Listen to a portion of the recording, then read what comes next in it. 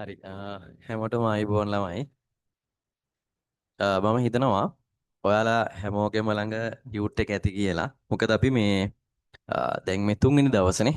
අපේ පන්ති තුන්වෙනි දවස. එතකොට ඔයාලගේ ළඟ මේ වෙනකොට අපේ ටියුට් එක ඇති.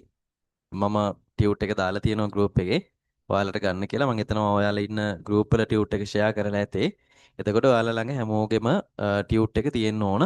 අපිට ඉස්සරහට පාඩම කරගෙන යන්න. හරි. අපි මෙතෙන් වෙනකොට ඒ කියන්නේ දැන් දවස් දෙකක්නේ පන්තිය. හරි. ඒ කියන්නේ දවස් දෙකක් පන්ති ඉවරයි දැන් ඈ. එතකොට මේ දවස් දෙක වෙනකොට අපි දැනටමත් කතා කරලා ඉවරයි. ගිණුම්කරණය කියන්නේ මොකක්ද? ඊට පස්සේ ගිණුම් කරන තොරතුරු පාවිච්චි කරන පාර්ශවයන් කවුද කියන එක අපි මේ වෙනකොටත් කතා කරලා ඉවරයි. හරි. මට ඊට කලින් කියන්න චුට්ටක් මේ අදත් අලුතෙන් සම්බන්ධ වෙන අය ඉන්නවද කියලා චුට්ටක් හෑන්ඩ් අප් කරන්න. අලුතෙන් සම්බන්ධ වෙන අය ඉන්නවද? මැසේජ් එකක් හරි දාන්න.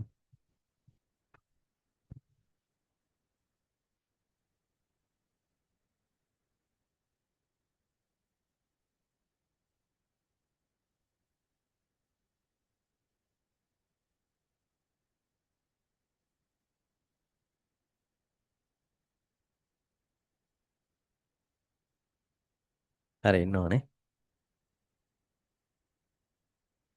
හරි පුතේ ටියුට් එක දිනනවද? දිනුවන්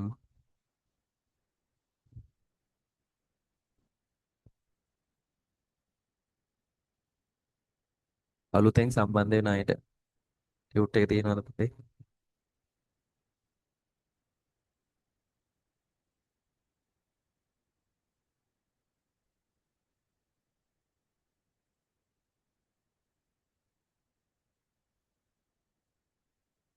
ආ,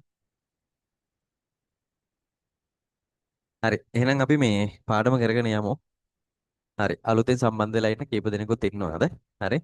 අ, අපි පාඩම පටන් ගමු. වැඩි කතා බහක් ඕනේ මොකද දැන් ඔයාලා 2028 උසස් පෙළ ලියනවානේ. හරි.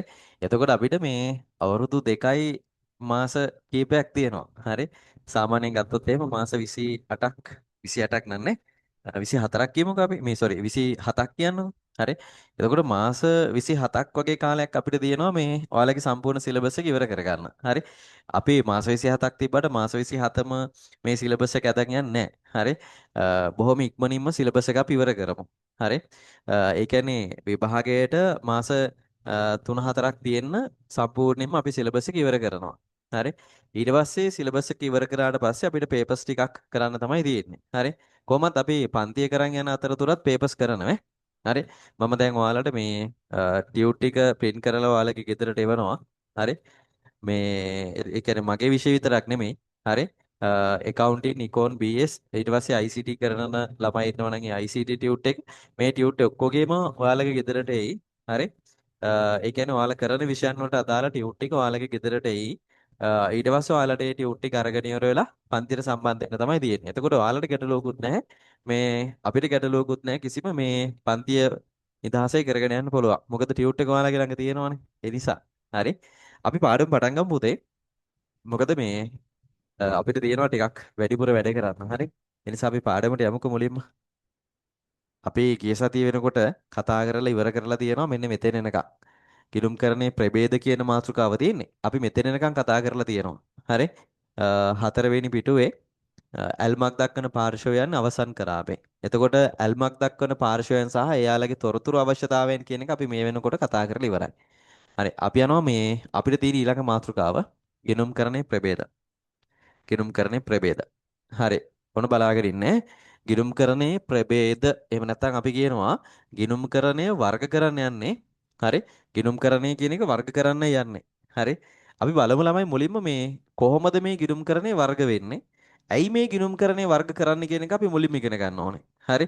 දැන් අපිට මම ඔයාලට කියනවා මේ ගිණුම්කරණය කඩනවා කොටස් දෙකකට කියලා මම ඔයාලට කියනවා. එතකොට ඔයාලා ඒ කොටස් දෙක කටපාඩම් කරන් ඉන්නවා. හැබැයි ඔයාලා දන්නේ නැහැ ඒ කොටස් දෙක මොකක්ද කියන එක. හරි. ඒ නිසා අපේ මුලින්ම දැනගන්න ඕන කාරණාව තමයි ඒ කොටස් දෙක දැනගත් ඒ කියන්නේ කොටස් දෙක මුලින්ම දැනගන්න ඕනේ. හරි. හැබැයි අපි දැනගන්න ඕන කාරණාව තමයි ඒ කොටස් දෙකට ඒ කියන්නේ අපි ඇයි මේ ගිණුම්කරණය කොටස් දෙකකට කඩන්නේ කියන එක හේතුව දැනගන්න ඕනේ. මේක කොටස් දෙකකට කඩන්න හේතුව දැනගෙන ඉන්න ඕනේ. හරි. අපි බලමු මෙහෙම. අපි මුලින්ම බලමු ඇයි මේ ගිණුම්කරණය කොටස් වලට කැඩෙන්නේ කියන එක. හරි. ළමයි අපි කතා කරා නේද මේ ගිණුම්කරණය පිළිබඳ එහෙම නැත්නම් අපි කියනවා ව්‍යාපාරයක් පිළිබඳ ඇල්මක් දක්වන පාර්ශවයන් කතා කරානේ. හරි. අපි මම අයපාරක් ඒක චූට්ටක් මතක් කිරීමක් කරන්න. හරි. අපි තුමුක මෙන්න තියෙනවා මේ අපේ ව්‍යාපාරය කියලා. අපි නමක් දාගමු AB ව්‍යාපාරය කියලා. ඔන්න අපේ ව්‍යාපාරයේ තියෙනවා AB ව්‍යාපාරය. හරි. එතකොට අපි කතා කරා මෙන්න මේ ව්‍යාපාරය සම්බන්ධයෙන් ඇල්මක් දක්වන පාර්ශවයන් ඉන්නවනේ. නැත්නම් අපි කියනවා මේ ව්‍යාපාරේ ගිණුම් කරන තොරතුරු භාවිතා කරන පාර්ශවයන් ඉන්නවනේ. හරි. අපි ගමු පාර්ශවයන් කීපයක්. මේ ව්‍යාපාරේ ගිණුම් කරන තොරතුරු භාවිතා කරන පාර්ශවයන්. දැන් ඔයාලට මතක තියෙන්න ඕනේ. හරි. අපි කිව්වා ආයෝජකයෝ ගිණුම් කරන තොරතුරු පාවිච්චි කරනවා. ආයෝජකයන් ගිණුම් කරන තොරතුරු පාවිච්චි කරනවා. ආයෝජකයන් කියලා කිව්වේ මේ ව්‍යාපාරයට සම්පත් දාන අය, අයිතිකාරයෝ කියලා කියන්නේ. අන්න යාලා. ඊට පස්සේ මේ ව්‍යාපාරයේ ගිණුම් කරන තොරතුරු තව පාවිච්චි කරනවා කළමනාකරුවන් පාවිච්චි කරනවා. කළමනාකරුවන් අපි කීපයක් ගමු ඔක්කොම ගන්න ඕනේ නැහැ. හරි. කළමනාකරුවන් පාවිච්චි කරනවා. ඊට පස්සේ තව රජය මේ ව්‍යාපාරයේ ගිණුම් කරන තොරතුරු පාවිච්චි කරනවා. ඊට පස්සේ මේ ව්‍යාපාරයේ ඉන්න සේවකයෝ මේ ව්‍යාපාරයේ ගිණුම් කරන තොරතුරු පාවිච්චි කරනවා. සේවකයන්ට ගිණුම් කරන තොරතුරු ඕන වෙනවා ළමයි. හරි. ඊට පස්සේ මේ ව්‍යාපාරයේ ගිණුම් කරන තොරතුරු ඕන වෙන තව පාර්ශව ඉන්නවා ණය හිමියෝ ඉන්නවා. ණය දෙන අය ව්‍යාපාරයට ණය දෙන අය. හරි. ණය දෙන අයට ගිණුම් කරන තොරතුරු ඕන වෙනවා. ඊට පස්සේ තව ඉන්නවා මේකේ ගිණුම් කරන තොරතුරු පාවිච්චි කරන අය ගනුදෙනුකරුවෝ මේ ව්‍යාපාරයේ භාණ්ඩ හා සේවා පරිභෝජනය කරන අයනේ ගනුදෙනුකරුවන් කියලා කියන්නේ. හරි. ගනුදෙනුකරුවන් ඉන්නවා. හරි. තව එක්කෙනෙක් ගමු අපේ. තව එක පාර්ශවයක් අපි ගමු තරඟකරුවන්. ඔන්න තරඟකරුවනුත් ඉන්නවා. මේ ව්‍යාපාරයේ ගිණුම් කරන තොරතුරු පාවිච්චි කරන පාර්ශවයන් අතර තරඟකරුවන් ඉන්නවා. හරි. ළමයි දැන් අපි කතා කරා නේද මෙන්න මේ පාර්ශව ගැන. ආයෝජකයෝ, කළමනාකරුවෝ, රජය. ඇයි මෙයාලට ගිණුම් කරන තොරතුරු ඕනෙ වෙන්නේ කියන එක අපි වෙන වෙනම කතා කරානේ. මෙයාලා ගිණුම් කරන තොරතුරු පාවිච්චි කරන්න හේතු ටික අපි වෙන වෙනම කතා කරානේ. එතකොට අපි දන්නවා දැන් ආයෝජකයන්ට ගිණුම් කරන තොරතුරු ඕනේ වුණා ප්‍රමාණවත් ලාභදායීත්වයක් තියෙනවද කියලා බලන්න. ඒ කියන්නේ අපි දාපු ආයෝජනයේට ලාභයක් තියෙනවද කියලා බලන්න. හරි. ඊට පස්සේ තව දුරටත් අපි ආයෝජනය කරන්න ඕනද නැද්ද? මතක ඇති කියලා හිතනවා. හරි. තව දුරටත් ආයෝජනය කරන්න ඕනද නැද්ද? ආයෝජනය එහෙමම තියනවද නැත්නම් ආයෝජනය ඉවත් කරගන්නවද කියලා තීරණය කරන්න මෙයා ගිණුම් කරන තොරතුරු පාවිච්චි කරානේ. ඊට පස්සේ තව ගත්තොත් එහෙම කළමනාකරුවොත් ගිණුම් කරන තොරතුරු පාවිච්චි කර දැන් මම ඔයාලට කිව්වා ව්‍යාපාරයක ගිණුම් කරන තොරතුරු භාවිතා කරන ප්‍රධාන පාර්ශවය මෙයා කියලා කිව්වනේ. කළමනාකරුවෝ තමයි ප්‍රධානම පාර්ශවය. දැන් මෙයාලා හැමෝම ගිණුම් කරන තොරතුරු පාවිච්චි කරනවා. හැබැයි ගිණුම් කරන තොරතුරු භාවිතා කරන පාර්ශව අතර මෙන්න මෙයාට විශේෂ තැනක් යනවා. මෙයා තමයි ගිණුම් කරන තොරතුරු භාවිතා කරන ප්‍රධාන පාර්ශවය කියලා කිව්වා. හරි. දැන් අනෙක් සියලුම පාර්ශවයන්ට වඩා වැඩිපුරම ගිණුම් කරන තොරතුරු ඕනෙ වෙන්නේ මෙයාට කළමනාකරුවන්ට. හරි. ඒ නිසා මම ඔයාලට කිව්වා මෙයා තමයි විශේෂ පාර්ශවයක් කියලා. හරි. ඊට පස්සේ තව ගත්තොත් එහෙම රජය බදු අය කරගන්න. හරි. ජාතික ගිණුම් හදන්න. අන්න ඒ වගේ දේවල් වලට රජය ගිණුම් කරන තොරතුරු පාවිච්චි කරා. හරි. එතකොට ගනුදෙනුකරුවෝ සේවකයෝ දැන් වැටුප් ගෙවනවද නැද්ද? වැටුප් ගෙවීමේ හැකියාවක් මේ ව්‍යාපාරයට තියෙනවද නැද්ද? අන්න ඒ වගේ තීරණ ගන්න සේවකයන් ගිණුම් කරන තොරතුරු පාවිච්චි කරා. නේද? හරි. එතකොට ළමයි මේ සියලුම පාර්ශවයන් මේ ව්‍යාපාරයේ ගිණුම් කරන තොරතුරු පාවිච්චි කරානේ. එතකොට මේ හැමෝටම ගිණුම් කරන තොරතුරු දෙන්න ඕනේනේ. හැබැයි මේ හැමෝටම ගිණුම් කරන තොරතුරු දෙනකොට ළමයි මෙන්න මෙහෙම දෙයක් තියෙනවා. දැන් මම ඔයාලගෙන් ඇහුවොත් එහෙම ඔයාලගේ ගෙදර අම්මා ඉන්නවනේ. හරි. ඔයාලගේ ගෙදර ඔයාලා අම්මට කියන දේවල් ගමේ හැමෝටම කියන්න යන්නේ නැහැ. නේද? හරි. ගෙදර ඉන්න තාත්තට කියන දේවල් ගමේ ඉන්න අනිත් අංකල්ලාට කියන්න යන්නේ නැහැ. හරි. දැන් ඔයාලගේ ගෙදර අම්මට කියන දේවල් ඔයාලා අඩුම ගානේ ඔයාලගේ ලොකු අම්මා අතින්වත් පුංචි අතින්වත් වෙන නැන්ද කෙනෙක් අතින්වත් කියන්නේ නැහැ. අම්මට විතරයි ඒව කියන්නේ. හරි. ඊට පස්සේ තාත්තට කියන දේවල් අනිත් ඔයාලගේ ඉන්න නෑදෑයෝ අතින් කියන්නේ නැහැ. ගමේ ඉන්න අංකල්ලා අතින් කියන්නේ නැහැ. හරි. එතකොට අපි දන්නවා ළමයි ව්‍යාපාරයකත් ඒ වගේ. ව්‍යාපාරයක තියෙනවා මෙන්න මෙහෙම දෙයක්. හරි. දැන් ව්‍යාපාරයේ ප්‍රධානම තීරණ ගන්න මෙන්න මෙයානේ. මෙයා තමයි ව්‍යාපාරේ ප්‍රධාන තීරණ ගන්න එක්කෙනා කළමනාකරුවන්. එතකොට ළමයි අපි කියනවා මෙන්න මේ කළමනාකරුවන්ට ව්‍යාපාරයේ සියලුම තොරතුරු දෙන්න ඕනේ ළමයි. හරි. දැන් මෙයා තමයි ව්‍යාපාරයේ ප්‍රධානම තීරණ ගන්න එක්කෙනා. එතකොට ව්‍යාපාරයේ සාර්ථකත්වයේ තීරණය වෙන්නේ මෙයා මත. මෙයා ගන්න තීරණ මත තමයි ව්‍යාපාරයේ සාර්ථකත්වයේ තීරණය වෙන්නේ. මෙයා හරි තීරණ ගත්තොත් ව්‍යාපාරය සාර්ථකයි. මෙයා ගන්න තීරණ වැරදුනොත් ව්‍යාපාරය අසාර්ථක වෙනවා. හරි. එතකොට ළමයි මෙයානේ ව්‍යාපාරයේ සැලසුම් හදන්නේ මෙයානේ. එතකොට මෙයාට ව්‍යාපාරයේ සියලුම තොරතුරු දෙන්න ඕනේ ළමයි. මේ ව්‍යාපාරයේ තියෙන හැම තොරතුරක්ම මෙයාට දෙන්න ඕනේ. කළමනාකරුවන්ට දෙන්න ඕනේ. හැබැයි මතක තියාගන්න මෙයාට ව්‍යාපාරයේ හැම තොරතුරක්ම දුන්නට මේ කිසිම පාර්ශවයකට මේ අනිත් කිසිදු පාර්ශවයකට ඒ තොරතුරු දෙන්නේ නැහැ. හරි. ඒ කියන්නේ මේ කළමනාකරුවන්ට දෙන තොරතුරු ටික මේ කිසිම පාර්ශවයකට දෙන්න බෑ ළමයි. දැන් ඔයාලගේ ගෙදර අම්මට කියන හැම දෙයක්ම ගමේ ඉන්න ඇන්ටිලාට කියන්න යන්නේ නැහැ. හරි. එතකොට අපි ළමයි කළමනාකරුවන්ට දෙන තොරතුරු කිසිම දෙයක් මේ වෙන කිසිම පාර්ශවයකට දෙන්න බෑ. ඒකට හේතුව ළමයි හිතන්නකෝ දැන් මෙයාට ව්‍යාපාරයේ හැම තොරතුරක්ම දෙන්න ඕනේනේ. එතකොට හිතන්නකෝ ඒ තොරතුරු මෙයාට ගියොත් මොකද වෙන්නේ? තරඟකරුවන්ට ගියොත් එහෙම දැඩි තරඟයක් එනවනේ. හරිද? ඒ නිසා ළමයි ව්‍යාපාරයට අහිතකර බලපෑමක් වෙනවා මෙන්න මෙයාට තොරතුරු ගියොත් එහෙම ගොඩක්. දැන් ව්‍යාපාරයේ හැම තොරතුරක්ම මෙයා දැනගත්තොත් එහෙම හරිද මලකෙලියක් වෙන්නේ ළමයි. හරි. ඒ නිසා මෙයාට දෙන කිසිම තොරතුරක් මෙයාට දෙන තොරතුරු මෙන්න මේ අනිකුත් පාර්ශවයන්ට දෙන්න බෑ ළමයි. හරි. ඒ නිසා අපි කියනවා මෙහෙම දෙයක්. අපි කියනවා ළමයි මෙන්න මේ කළමනාකරුවන්ට තොරතුරු සපයනකොට සපයන්නේ විශේෂ තොරතුරු. මෙයාට විශේෂ තොරතුරු සපයන්න ඕනේ. හරි. මේ කළමනාකරුවන්ට සපයන විශේෂ තොරතුරු වෙන කිසිම පාර්ශවයකට සපයන්නේ නැහැ ළමයි. වෙන අයට දෙන්නේ නැහැ. මෙයාට විශේෂ තොරතුරු දෙන්න ඕනේ. කාටද කළමනාකරුවන්ට. ඒවා වෙන කිසිම පාර්ශවයකට දෙන්නේ නැහැ. දැන් ඔයාලගේ ගෙදර අම්මට කියන දේවල් වෙන කාටවත් කියන්න යන්නේ නැහනේ. හරි. එතකොට ඒවා ඔයාලා කියන්නේ අම්මට විතරයි. එතන මෙතනත් එහෙම තමයි. කළමනාකරුවන්ට දෙන තොරතුරු වෙන කිසිම පාර්ශවයකට දෙන්න බෑ. ඒ නිසා අපි කියනවා කළමනාකරුවන්ට විශේෂ තොරතුරු දෙන්නේ. කළමනාකරුවන්ට විශේෂ තොරතුරු දෙනවා. එතකොට මෙන්න මේ අනිත් පාර්ශවය ඉන්නවනේ. රජය, සේවකයෝ, අයහිමියෝ, ගනුදෙනුකරුවෝ, තරඟකරුවෝ, ආයෝජකයෝ මේ කියන අනිත් පාර්ශව ටික ඉන්නවනේ. හරි. මෙයාලට ළමයි එහෙම විශේෂ තොරතුරු දෙන්න යන්නේ අපි. හරි. මෙයාලට එහෙම දැන් ආයෝජකයන්ට විශේෂ තොරතුරු, රජයට විශේෂ තොරතුරු එහෙම දෙන්න යන්නේ. හරි. ඔයාලට ඕනේ නම් පාවිච්චි කරන්න කියලා හැමෝටම හරියන විදියට පොදු තොරතුරු දෙනවා. හරි. මෙයාලට දෙන්නේ මොනවද? පොදු තොරතුරු. හරිද? එතකොට මේ හැමෝටම පොදුවේ තමයි තොරතුරු සපයන්නේ. දැන් අපි ආයෝජකයන්ට ඕන විදිහට යාළුවන්ට තොරතුරු හදලා දෙන්නේ. හරි. රජයට ඕන විදිහට තොරතුරු හදලා දෙන්නේ. තරඟකරුවන්ට ඕන විදිහට අපි යාළුවන්ට තොරතුරු හදලා දෙන්නේ. හරි.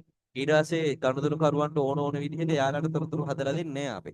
අපි මොකද කරන්නේ? මේ හැමෝටම පොදුවේ තොරතුරු සැපයීමක් කරනවා. හරි. එතකොට තමයි දැන් ඔයාලා දැකලා තියෙනවද මේ අර ගමක සමීතියක් තියෙනවා කියන්නකො ගමක තියෙන මරණාධාර සමීතිය. හරිද? නැත්තම් ගමේ තියෙන අපි දක්ව කාන්තා සමීතියක් තියෙනවා. එතකොට ඔයාලා දැකලා තියෙනවද දන්නේ? ඒ සමීතිය තියෙන දවසට නෝටිස් එකක් ගහනවානේ. හරිද? ඒ නෝටිස් එක එක්ක ගමේ තියෙන හන්දියක තියෙන ලයිට් කණුවක හරි එහෙම නැත්තම් ගමේ තියෙන කඩේක හරි තමයි ওই නෝටිස් එක ගහලා තියෙන්නේ. ආයේ මොනවද මේ පොදු තොරතුරු තමයි දීලා තියෙන්නේ. හරි. එතකොට එතනදී පොදුවේ තොරතුරු සැපීමක් කරලා දෙන මේ හැමෝටම පොදුවේ තමයි මේ තොරතුරු ටික දීලා දෙන්නේ. මෙන්න මේ දවසේ සමීතිය තියෙනවා කියලා. හරි. මම මේකට නිකන් කිව්වේ. හරිද? මේ වගේ දෙයක් තමයි මෙතන වෙන්නේ. හැමෝටම පොදුවේ දැන් ගෙවල් ගානේ ගිහිල්ලා කියනවාද? මෙන්න මේ දවසේ සමීතිය තියෙනවා. ඔයා මේ පුටුවේ ඉඳ ගන්න. එහෙම කියන්නේ නැහැ නේ. ගෙවල් ගානේ ගිහිල්ලා. හරි. හැමෝටම පොදුවේ තොරතුරු දෙනවා. මෙතන එහෙම තමයි වෙන්නේ මේ. දැන් කලමනාකරුවන්ට විතරක් විශේෂ තොරතුරු දෙනවා. එතකොට මෙයාලට එහෙම විශේෂ තොරතුරු දෙන්නේ නැහැ. මෙයාලට දෙන්නේ මොනවද? පොදුවේ තමයි. හැමෝටම පොදු විදියට තොරතුරු ටික සපයනවා. හරිද? අන් ළමයි ඒ නිසා මෙතනදී කලමනාකරුවන්ට වෙනමම තොරතුරු සපයන්නත් කලමනාකරුවන්ට වෙනමම තොරතුරු සැපීම සඳහාත් අනිකුත් පාර්ශවයන්ට පොදුවේ තොරතුරු සැපීම සඳහාත් තමයි ගිණුම්කරණය අපි ප්‍රභේද දෙකකට කඩන්නේ. හරි. එතකොට ගිණුම්කරණයේ ප්‍රභේද දෙකයි. ගිණුම්කරණයේ කොටස් දෙකකට කඩනවා. හරි. මොකද්ද හේතුව ගිණුම්කරණයේ කොටස් දෙකකට කඩන්න? කලමනාකරුවන්ට විශේෂ තොරතුරු සැපීම සඳහාත් අනිකුත් පාර්ශවයන්ට පොදුවේ තොරතුරු සැපීම සඳහාත් තමයි අපි මේ ගිණුම්කරණයේ කොටස් දෙකකට කඩන්නේ. හරි. එහෙනම් ඔන්න මතක තියෙන්න ඕනේ. ගිණුම්කරණය කොටස් දෙකකට කඩන්න හේතුව. මොකද්ද? කළමනාකරුවන්ට විශේෂ තොරතුරු සැපයීම සඳහාත් අනිකුත් සියලුම පාර්ශවයන්ට පොදුවේ තොරතුරු සැපයීම සඳහාත් තමයි මේ ගිණුම්කරණය කොටස් දෙකකට කඩන්නේ අපි. හරි. අපි බලමු මොනවද මේ කොටස් දෙක කියලා. මෙන්න ළමයි ගිණුම්කරණය කොටස් දෙක. ගිණුම්කරණය කඩනවා අපි කොටස් දෙකකට. ගිණුම්කරණය කොටස් දෙකයි. ඔන්න ගිණුම්කරණයේ තියෙනවා මෙයා කඩන්න යන්නේ කොටස් දෙකකට. අපි කියනවා ගිණුම්කරණයේ ප්‍රභේද කියලා කියනවා මෙයාට. හරි මේ කොටස් දෙකට ගිණුම්කරණය. ගිණුම්කරණය. අපි මෙන්න මෙයා දැන් කොටස් දෙකකට කඩනවා ළමයි. හරි අපි බලමු ගිණුම්කරණයේ කොටස් දෙක මොකක්ද කියලා. ගිණුම්කරණයේ කොටස් දෙකකට කැඩෙනවා. හරි අපි ගිණුම්කරණයේ මේ කොටස් දෙකට කියනවා ගිණුම්කරණයේ ප්‍රභේද කියලා. හරි එකක් තමයි එක කොටසක් තමයි මූල්‍ය ගිණුම්කරණය. මූල්‍ය ගිණුම්කරණය. හරි අපි ගිණුම්කරණයේ එක කොටසක් ඉගෙන ගන්නවා මූල්‍ය ගිණුම්කරණය කියලා. මූල්‍ය ගිණුම්කරණය ඔයාලා 12 වසර සම්පූර්ණයෙන්ම මෙන්න මෙයා තමයි ඉගෙන ගන්න තියෙන්නේ ළමයි. 12 වසර ඉවර වෙනකම් ඉගෙන ගන්න මෙයා මූල්‍ය ගිණුම්කරණය. හරි ඊට පස්සේ තව එක කොටසක් තියෙනවා ගිණුම්කරණයේ තව කොටසක් අපි හඳුර ගන්නවා කලමනාකරණ ගිණුම්කරණය කියලා. කලමනාකරණ ගිණුම්කරණය. කලමනාකරණ ගිණුම්කරණය. ඔන්න මේ කොටස් දෙක. හරි කලමනාකරණ ගිණුම්කරණය කළමනාකරණ ගිණුම්කරණය සහ මූල්‍ය ගිණුම්කරණය. ඔන්න ළමයි කොටස් දෙක. ගිණුම්කරණය කොටස් දෙකයි. මූල්‍ය ගිණුම්කරණය, කළමනාකරණ ගිණුම්කරණය. ඇයි මේක කොටස් දෙකකට කැඩුවේ? අපි ඇයි මේක කොටස් දෙකකට කැඩුවේ? කළමනාකරුවන්ට විශේෂ තොරතුරු සපයන්න ඕනේ. ඊට පස්සේ අනිකුත් සියලුම පාර්ශ්වයන්ට අපි පොදුවේ තොරතුරු සපයනවා. අන්න ඒ නිසා තමයි අපි මේක කොටස් දෙකකට කැඩුවේ. කළමනාකරුවන්ට විශේෂ තොරතුරු සපයන්නත් අනිකුත් සියලුම පාර්ශ්වයන්ට පොදුවේ තොරතුරු සපයන්නත්. අපි ගිණුම්කරණය කඩා ගන්නවා කොටස් දෙකකට. මූල්‍ය ගිණුම්කරණය සහ කළමනාකරණ ගිණුම්කරණය කියලා. අපි බලමු දැන් මොකක්ද මේ මූල්‍ය ගිණුම්කරණය කියන්නේ? ඊට පස්සේ මොකක්ද මේ කළමනාකරණ ගිණුම්කරණය කියන්නේ කියලා. හරි. මුලින්ම අපි ටියුට් එක චුට්ටක් අරගන්න. ටියුට් එක චුට්ටක් ගන්න. ටියුට් එකේ කියවගෙනමු. මෙන්න මේ කොටස කියවගෙනමු අපි. මේකේ කියව ගන්න මෙන්න මේ ටික එතකොට highlight කරගන්න ඔයාලා.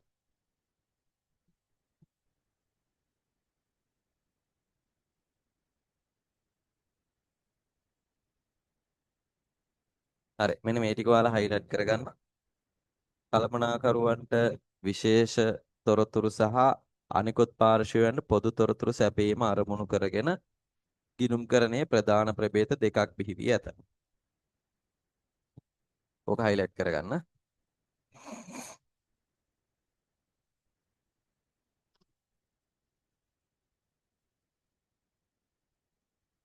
හරි. ඊට පස්සේ මෙන්න මේ දෙකත් highlight කරගන්න. මූල්‍ය ගිණුම්කරණය, කළමනාකරණ ගිණුම්කරණය. ওই දෙකත් highlight කරගන්න.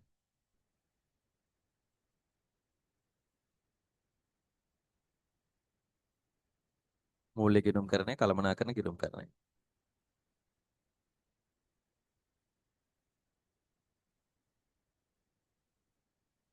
හරි. අපි යනවා ඊළඟ මාතෘකාවක් තියෙනවා මේ මූල්‍ය ගිණුම්කරණය. අපි බලමු මොකක්ද මේ මූල්‍ය ගිණුම්කරණය කියන්නේ කියලා. මූල්‍ය ගිණුම්කරණය. හරි. මේ බලා ගන්න මූල්‍ය ගිණුම්කරණය. හරි.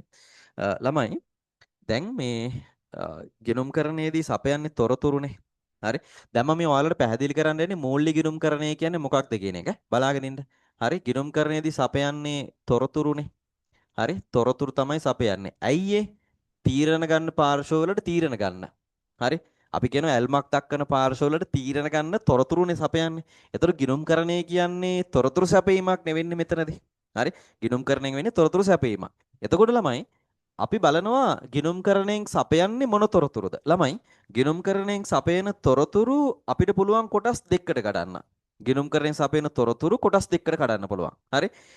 එක තොරතුරු වර්ගයක් තමයි ඔන්න මම මේ ගිණුම්කරණයෙන් සපයන තොරතුරු කඩනවා කොටස් දෙකකට. ගිණුම්කරණයෙන් සපයන තොරතුරු කොටස් දෙකක් යටතේ වර්ග කරගන්නවා. ගිණුම්කරණයේ සපයන තොරතුරු කොටස් දෙකයි. හරි. ඔන්න එක කොටසක් එනවා මූල්‍ය තොරතුරු. මූල්‍ය තොරතුරු මොනවද කියලා කියන්නම් ඈ. මූල්‍ය තොරතුරු. හරි. අපි ගිණුම්කරණයෙන් සපයන තොරතුරු අතර ප්‍රධාන තැනක් ගන්නවා මෙන්න මෙයා මූල්‍ය තොරතුරු. ඒ වගේම ගිණුම්කරණයෙන් සපයන තොරතුරු අතර තව තොරතුරු වර්ගයක් තියෙනවා ළමයි මූල්‍ය නොවන තොරතුරු. මූල්‍ය නොවන තොරතුරුත් අපි සපයනවා.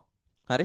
මූල්‍ය තොරතුරුත් සපයනවා, මූල්‍ය නොවන තොරතුරුත් සපයනවා. දැන් උදාහරණයක් විදිහට මේ මිතක් අපේ මෙන්න මේකට උදාහරණයක් ගන්න පුළුවන් ළමයි මේ මූල්‍ය තොරතුරක් කියලා කියන්නේ මූල්‍ය තොරතුරක් කියලා කියන්නේ අපි ඒ තොරතුර ඉදිරිපත් කරන්නේ මුදල් ඒකකයකින්. දැන් ලංකාවේ මුදල් ඒකකයේ රුපියල්නේ. එතකොට අපි ලංකාවේ නම් මේ මූල්‍ය තොරතුරක් කියලා කියපුවාම ඒ තොරතුර ඉදිරිපත් කරන්න උන රුපියල් වලින්. අපි කියන මුදල් ඒකකයකින් තමයි තොරතුරු ඉදිරිපත් කරන්නේ. හරි. දැන් අපි කියනවා ලංකාවේ නම් රුපියල් නිසා රුපියල් අගයකින් අපිට තොරතුරක් දෙනවා නම් ඒක මූල්‍ය තොරතුරක් වෙනවා. හරි? රුපියල් අගයකින් තොරතුරක් දෙනවා නම් මූල්‍ය තොරතුරක්. දැන් උදාහරණයක් විදිහට මම ඔයාලට කියනවා මේ ව්‍යාපාරයේ ගිය අවුරුද්දේ විකුණුම් ආදායම රුපියල් මිලියන 100යි කියනවා. ගිය අවුරුද්දේ විකුණුම් ආදායම මිලියන 100යි. ඒක මූල්‍ය තොරතුරක්. ඇයි ගිය අවුරුද්දේ ආදායම රුපියල් මිලියන 100යි. මූල්‍ය තොරතුරක් මේ විකුණුම් ආදායම මිලියන 100යි. ඒක මූල්‍ය තොරතුරක්. විකුණුම් රුපියල් මිලියන 100යි.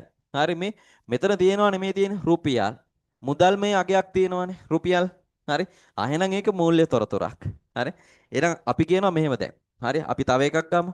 අපි කියනවා ව්‍යාපාරයේ තියෙන ඉඩම්වල වටිනාකම ඉඩම්වල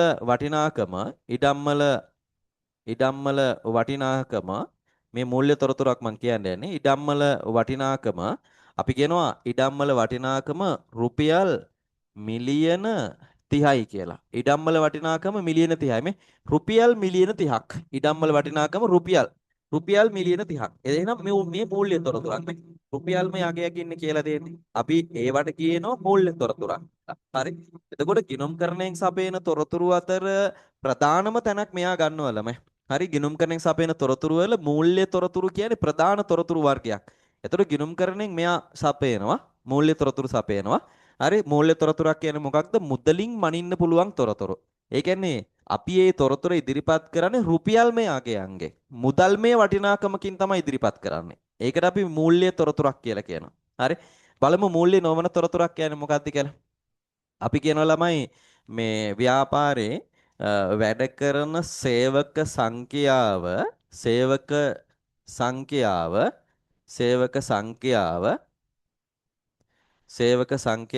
අපි හිතමුකෝ අපි කියනවා අපේ ව්‍යාපාරයේ වැඩ කරනවා සේවකයෝ 60ක්. සේවක සංඛ්‍යාව 60ක් කියලා කියනවා. හරි? සේවක සංඛ්‍යාව 60යි. මෙතන රුපියල් 60යි කියලා නෙමෙයිනේ කියන්නේ. හරි? එක සේවකයෙක් රුපියල ගානේ සේවකයෝ 60ට රුපියල් 60යි කියලා නෙමෙයි කියලා දෙන්නේ. හරි? සේවකයෝ සංඛ්‍යාව 60යි. 60 දෙනෙක් වැඩ කරනවා. සේවකයෝ 60 දෙනෙක් වැඩ කරනවා. හරි? එතකොට මෙතන මේක මූල්‍ය නොවන තොරතුරක් ළමයි. හරි මොකද දැන් අනිත් පැත්තෙන් ගත්තොත් හිතන්නකෝ සේවකයන්ගේ වටිනාකම මනින්න බෑනේ අපිට රුපියල් ගානේ. හරි දැන් රුපියල් ගානකින් මනින්න බෑ සේවකයන්ගේ වටිනාකම. ඒ නිසා අපිට සේවකයෝ කොච්චරක් ඉන්නවද යාළගේ වටිනාකම කීයද කියන එක රුපියල් වලින් කියන්න බෑනේ. හරි එතකොට අපිට කියන්න පුළුවන් අපේ ව්‍යාපාරයේ සේවකයෝ 10ක් වැඩ කරනවා. අපේ ව්‍යාපාරයේ සේවකයෝ 20ක් වැඩ කරනවා. අපේ ව්‍යාපාරයේ සේවකයෝ 60ක් වැඩ කරනවා. ඒකත් තොරතුරක්නේ. දැන් අපි දෙනවා කාට හරි තොරතුරක් අපේ ව්‍යාපාරයේ මෙච්චර සේවකයෝ ගාණක් වැඩ කරනවා කියලා. තොරතුරක් දෙනවා. හැබැයි ඒක රුපියල්මය තොරතුරක් නෙමෙයි. මුදල්මය වටිනාකමක් නෑ ඒක ඇතුලේ. එහෙනම් ඒක ඇවිල්ලා මූල්‍ය නොවන තොරතුරක්. හරි. දැන් මම ඔයාලගෙන් ඇහුවොත් එහෙම ඔයාලගේ ගෙදර හදලා තියෙන ඉඩම තියෙනවනේ පුතේ. හරි. ඔයාලගේ අම්මා තාත්තා ළඟ ඉන්නවනම් නිකමට අහන්න. ඒ ඉඩමේ වටිනාකම කීයද කියලා අහන්නකෝ. රුපියල් ගාණ කීයද කියලා අහන්න ඉඩමේ. හරි. දැන් ඕක ගොඩාක් කල් ගත් එකක් නම් අම්මා තාත්තලා ඒ කියන්නේ රුපියල් 20000 20000කට අරගෙන ඇති සමහර විට හරිද? ඒ කියන්නේ ගොඩාක් කල් ගත් එකක් නම්. හරි. සමහරට ඊටත් වඩා අඩුවෙන් අරගෙන ඇති. නැත්නම් සමහරට ඔයාලගේ ආච්චිලාගේ සීයලාගෙන් හම්බ වුණා වෙන්න පුළුවන්.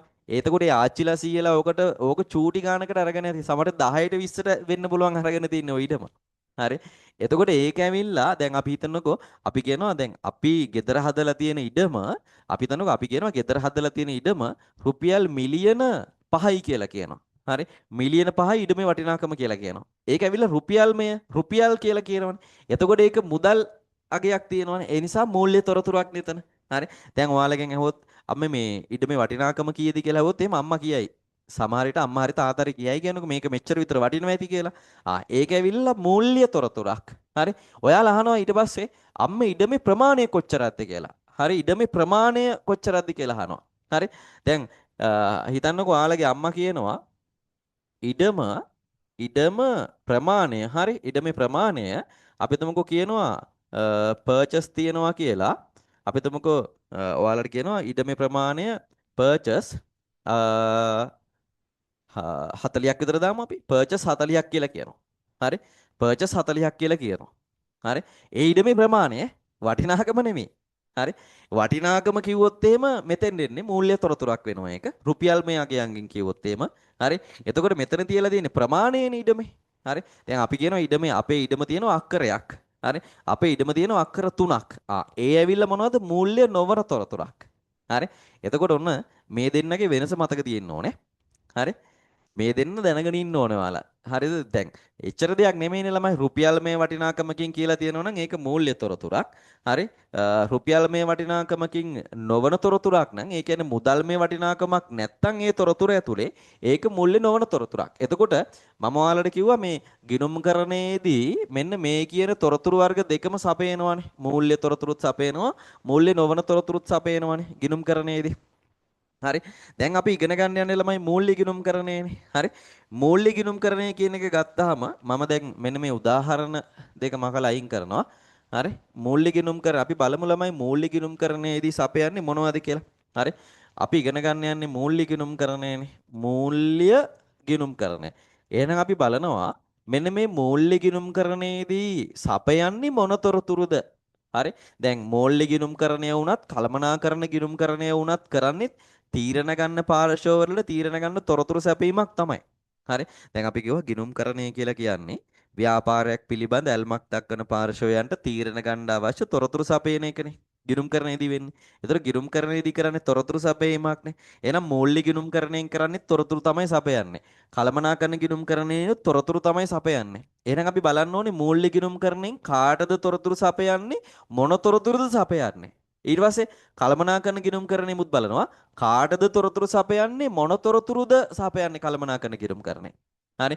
ඊතර තමයි වෙනස තියෙන්නේ මේ දෙන්නගේ. හරිද?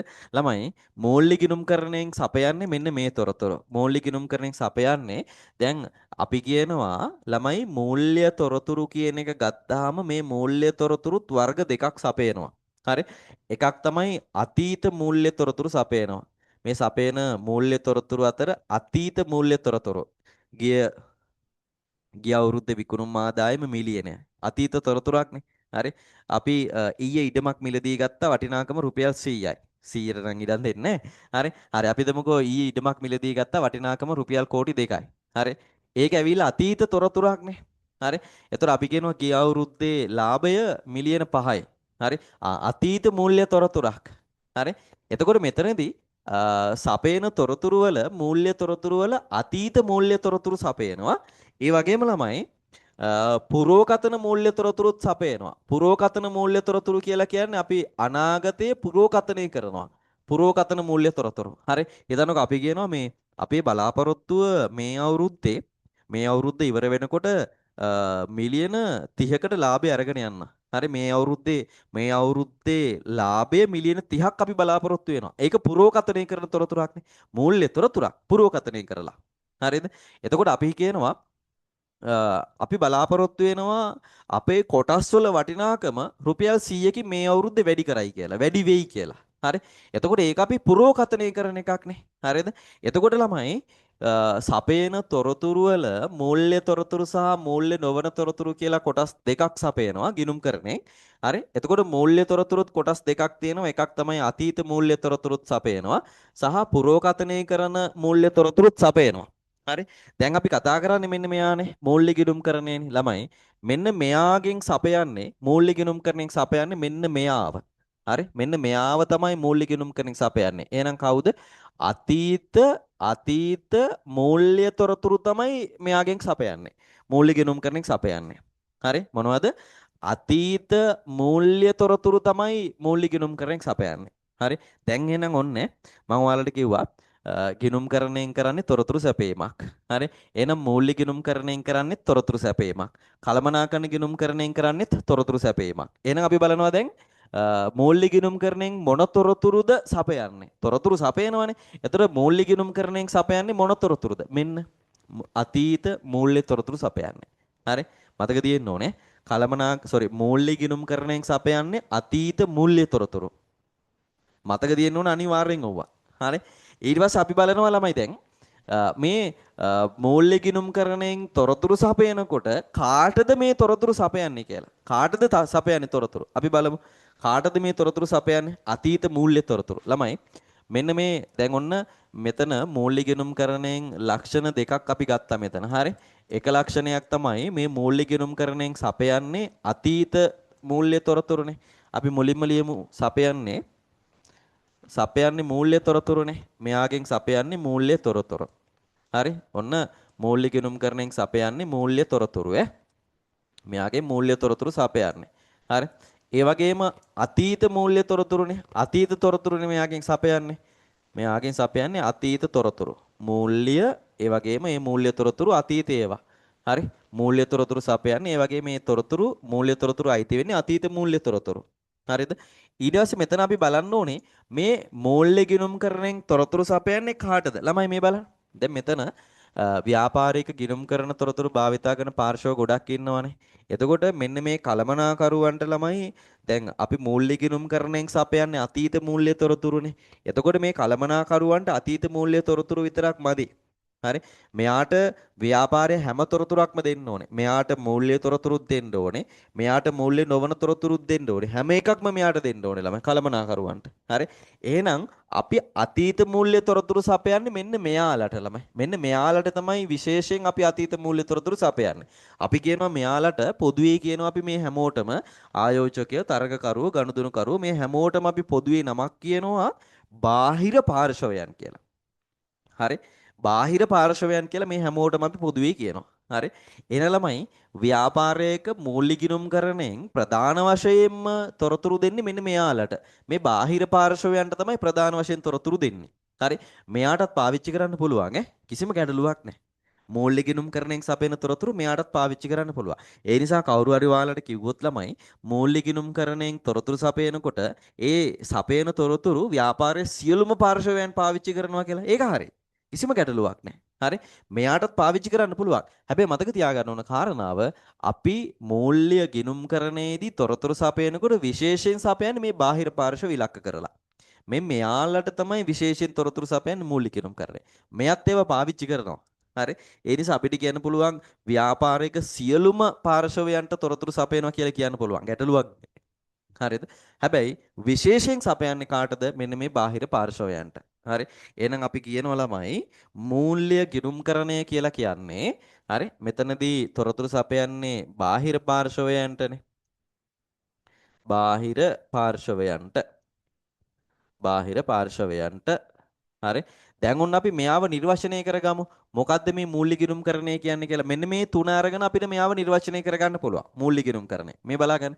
මූල්‍ය ගිණුම්කරණය කියලා කියන්නේ ව්‍යාපාරයක් සම්බන්ධයෙන් තීරණ ගන්න පාර්ශවයන්ට තීරණ ගැනීමේදී ප්‍රයෝජනවත් වන අතීත මූල්‍ය තොරතුරු සපයන ගිණුම්කරණයට. මොකද්ද? ව්‍යාපාරයක් සම්බන්ධයෙන් තීරණ ගන්න පාර්ශවයන්ට අතීත මූල්‍ය තොරතුරු සපයන ගිණුම්කරණයට අපි කියනවා මූල්‍ය ගිණුම්කරණය කියලා. හරි. එහෙනම් මූල්‍ය ගිණුම්කරණයෙන් සපයන්නේ අතීත මූල්‍ය තොරතුරු කාටද? සියලුම පාර්ශවයන්ට කිව්වත් හරි නැත්නම් බාහිර පාර්ශවයන්ට කියලා කිව්වත් හරි දෙකම හරි. හරි. එහෙනම් අපි ලියාගනිමු ඕක ලියාගනිමු. අපි යන්න මූල්‍ය ගිණුම්කරණයේ තියෙන තැනට ටියුට් එකේ. හරි. මෙන්න මෙතන ලියන්න. මූල්‍ය ගිණුම්කරණය කියන එක යටතේ ලියන්න. ටියුට් එකේ පෙරලගෙන ලියන්න. ලියන්න මෙහෙම. ව්‍යාපාරයක් සම්බන්ධයෙන් ව්‍යාපාරයක් සම්බන්ධයෙන් ව්‍යාපාරයක් සම්බන්ධයෙන් ව්‍යාපාරයක් සම්බන්ධයෙන් ව්‍යාපාරයක් සම්බන්ධයෙන් ඇල්මක් දක්වන පාර්ශවයන්ට ව්‍යාපාරයක් සම්බන්ධයෙන් ඇල්මක් දක්වන පාර්ශවයන්ට ව්‍යාපාරයක් සම්බන්ධයෙන් ඇල්මක් දක්වන පාර්ශවයන්ට ව්‍යාපාරයක් සම්බන්ධයෙන් ඇල්මක් දක්වන පාර්ශවයන්ට එම ව්‍යාපාරය සම්බන්ධයෙන් තීරණ ගැනීමේදී ප්‍රයෝජනවත් වන එම ව්‍යාපාරය සම්බන්ධයෙන් තීරණ ගැනීමේදී ප්‍රයෝජනවත් වන එම ව්‍යාපාරය සම්බන්ධයෙන් තීරණ ගැනීමේදී ප්‍රයෝජනවත් වන එම ව්‍යාපාරය සම්බන්ධයෙන් තීරණ ගැනීමේදී ප්‍රයෝජනවත් වන එම ව්‍යාපාරය සම්බන්ධයෙන් තීරණ ගැනීමේදී ප්‍රයෝජනවත් වන අතීත මූල්‍ය තොරතුරු සපයන ගිණුම්කරණය අතීත තොරතුරු අතීත මූල්‍ය තොරතුරු සපයන ගිණුම්කරණය අතීත මූල්‍ය තොරතුරු සපයන ගිණුම්කරණය අතීත මූල්‍ය තොරතුරු සපයන ගිණුම්කරණය මූල්‍ය ගිණුම්කරණය ලෙස හඳුන්වයි. මූල්‍ය ගිණුම්කරණය ලෙස හඳුන්වයි. අතීත මූල්‍ය තොරතුරු සපයන ගිණුම්කරණය මූල්‍ය ගිණුම්කරණය ලෙස හඳුන්වයි. අතීත මූල්‍ය තොරතුරු සපයන ගිණුම්කරණය මූල්‍ය ගිණුම්කරණය ලෙස හඳුන්වයි.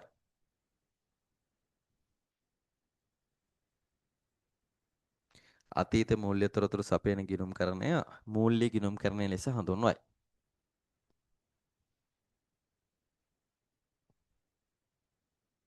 මූල්‍ය ගිණුම්කරණය ලෙස හඳුන්වයි.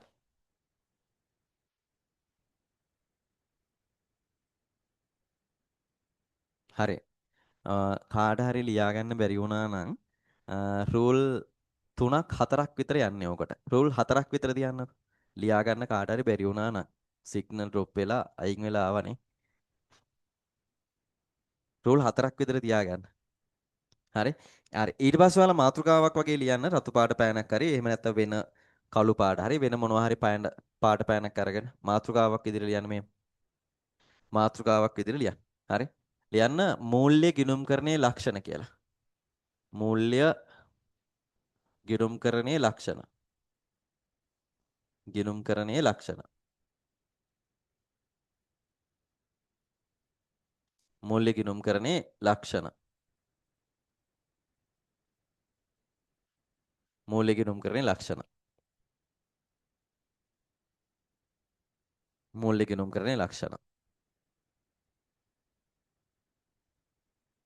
හරි. අපි එක එක ලියාගෙන යමු ලක්ෂණ ටික. හරි. මේවා අනිවාර්යෙන් මතක තියෙන්න ඕන පුතේ. හරි. මූල්‍ය ගිණුම්කරණය කියන්නේ මොකක්ද? ඊට පස්සේ මූල්‍ය ගිණුම්කරණයේ තියෙන ලක්ෂණ ටික මොනවද? අනිවාර්යෙන් මතක තියෙන්න ඕන. අනිවාර්යෙන් පාඩම් කරන්න ඕනේ. හරි. හරි. අපි එක එක ලියමු. මුලින්ම අපි බලමු කාටද තොරතුරු සපයන්නේ කියන එක. මූල්‍ය ගිණුම්කරණයෙන් කාටද තොරතුරු සපයන්නේ? මේ බලන්න. දැන් මම ඔයාලට කිව්වා මූල්‍ය ගිණුම්කරණයෙන් අපි තොරතුරු සපයනකොට මූල්‍ය ගිණුම්කරණයෙන් තොරතුරු සපයනකොට මේ බලන්න. කාටද සපයන්නේ? මෙන්න මෙයාලට කියලා කිව්වනේ. මේ මූලික ගිණුම්කරණයෙන් තොරතුරු සපයන්නේ මෙන්න මේ පාර්ශවවලට. අපි මෙයාලට නමක් කිව්වා මේ බාහිර පාර්ශවයන් කියලා කිව්වනේ මෙයාලට. හරි. එතකොට මූලික ගිණුම්කරණයෙන් තොරතුරු සපයන්නේ මෙන්න මෙයාලට ළමයි. විශේෂයෙන් මෙන්න මෙයාලට. විශේෂයෙන් මේ බාහිර පාර්ශවයන්ට තමයි සපයන්නේ. මෙයාටත් පාවිච්චි කරන්න පුළුවන් කළමනාකරුවන්ට. ඒ නිසා කාට හරි ඕන නම් ලියන්න පුළුවන් සියලුම පාර්ශවයන්ට තොරතුරු සපයයි කියලා ලියන්න පුළුවන්. ඒකත් හරි. එහෙම නැත්නම් කාට හරි ලියන්න පුළුවන් විශේෂයෙන් බාහිර පාර්ශවයන්ට තොරතුරු සපයයි කියලා ලියන්නත් පුළුවන්. ඒකත් හරි. දෙකම හරිය. අපි ඒ නිසා දෙකම ලියමු උතන. හරි. මෙහෙම ලියන්න ඔයාලා. ලියන්න. සියලුම පාර්ශවයන්ට තොරතුරු සපයයි. සියලුම පාර්ශවයන්ට තොරතුරු සපයයි. සියලුම පාර්ශවයන්ට තොරතුරු සපයයි. සියලුම පාර්ශවයන්ට තොරතුරු සපයයි.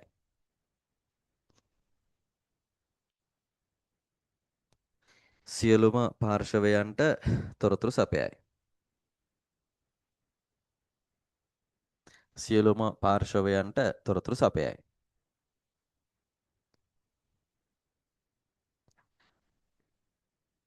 හරි. ඊට පස්සේ එතන ඇලයිරක් දාලා ඒ ලියපු එකට ඉස්සරහන් තව ඇලයිරක් දාලා ඊළඟ එක ලියනවා. ඒකටම ලියන්නේ ඇලයිරක් දාලා ලියන්න. විශේෂයෙන් බාහිර පාර්ශවයන්ට විශේෂයෙන් බාහිර පාර්ශවයන්ට තොරතුරු සපයයි. නැත්නම් වරහන් ඇතුළේ ලියවත් කමක් නැහැ. ඒකටම වරහන් ඇතුළේ ලියවත් ප්‍රශ්නයක් නැහැ. විශේෂයෙන් බාහිර පාර්ශවයන්ට තොරතුරු සපයයි.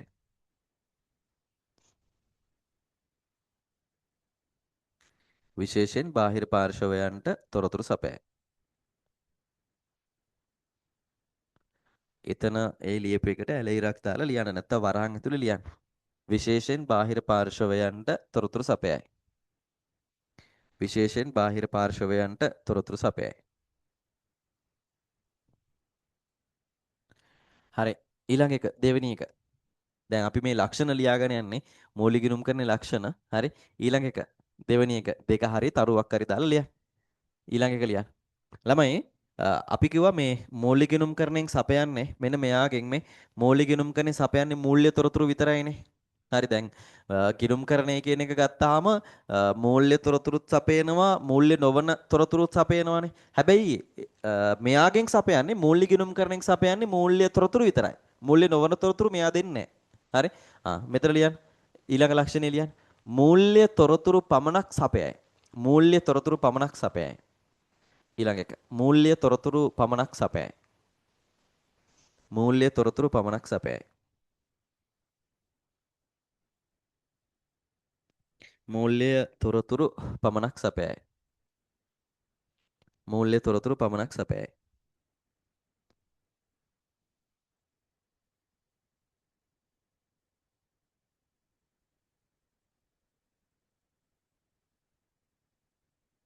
හරි මේ මට චූටි දෙයක් තියෙනවා කියන්න ඒක මේ අමතක වෙලා හිටියේ. හරි. දැන් මතක් වෙච්ච වෙලාව මම ඒක කියන්නම් ඔයාලට. මේ දැන් ඔයාලා දන්නවා දැන් දවස් 3කට 4කට දවස් 4කට විතර කලින් A level රිසර්ච් ආවනේ. හරි.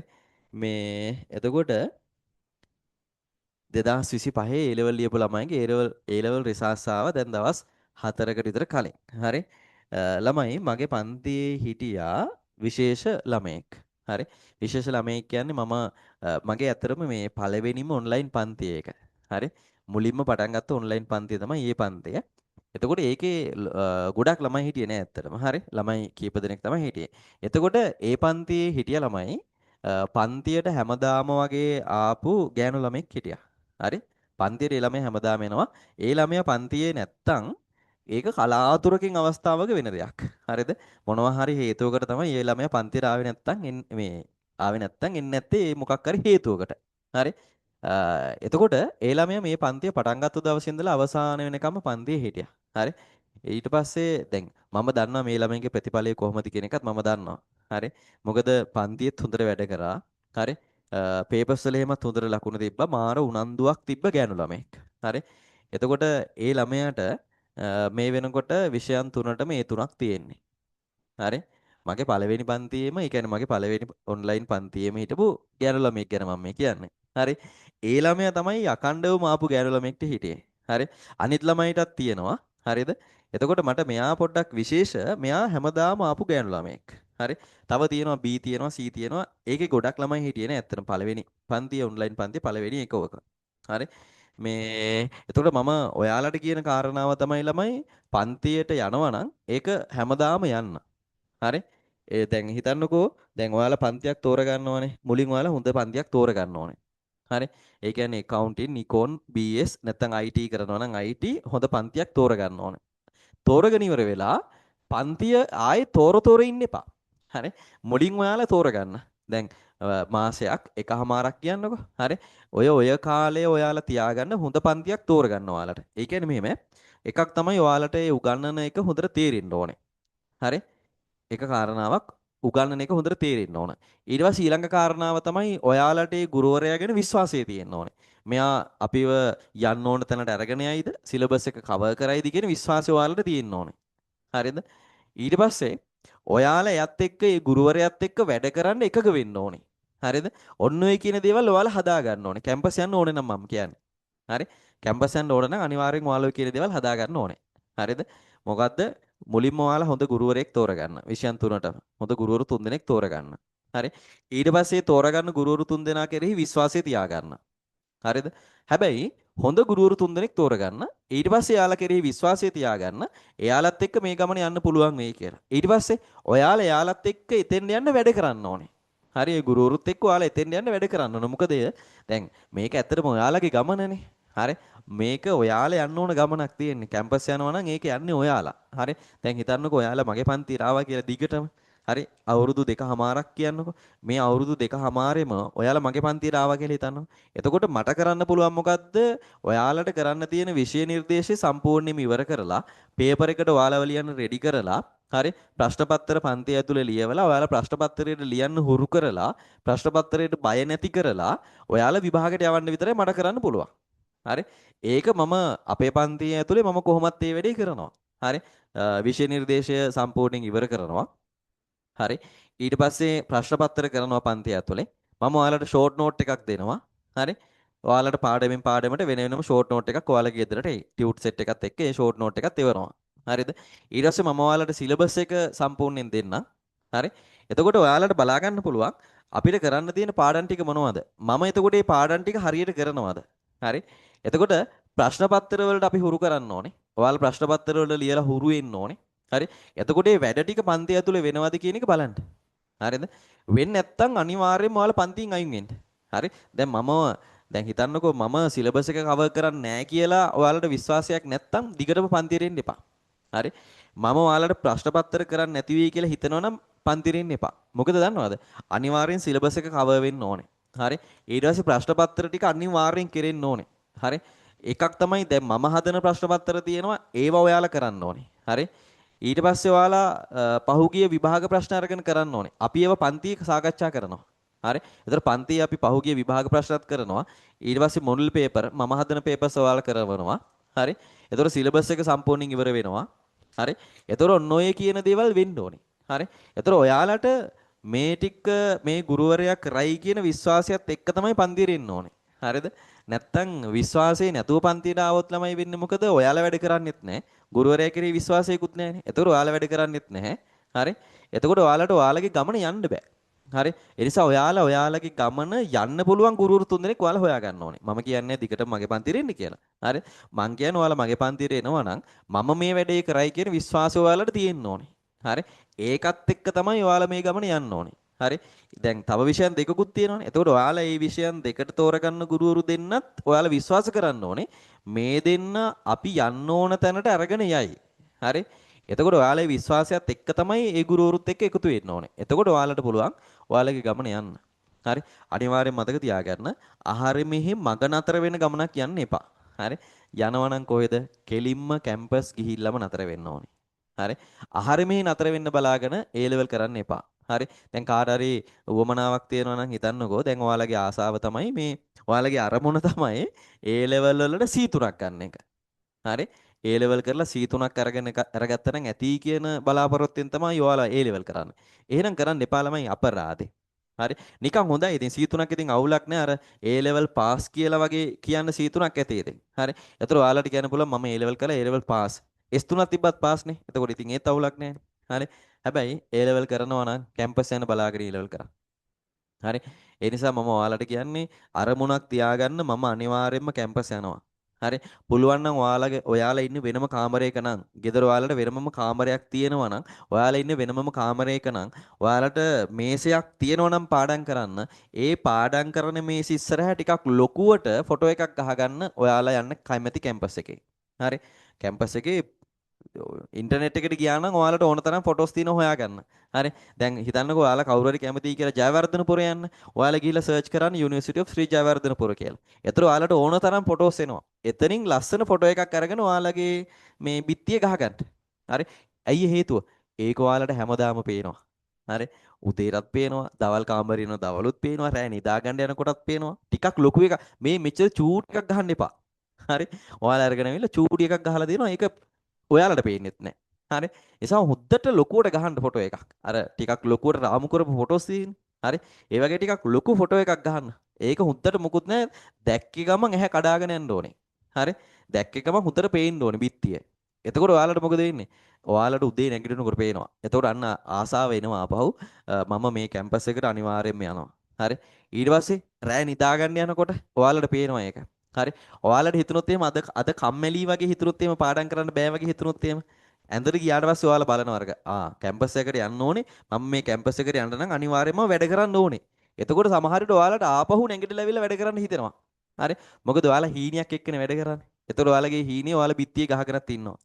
හරි. ඒ නිසා අනිවාර්යයෙන් මෙතෙන්ට යන්න වැඩ කරන්න ඕනේ පුතේ. හරි. ආයේ A level කරනවා නම් මේ අවුරුදු දෙක කැපකිරීමක් කරන්න ලෑස්තිලා ඉන්න.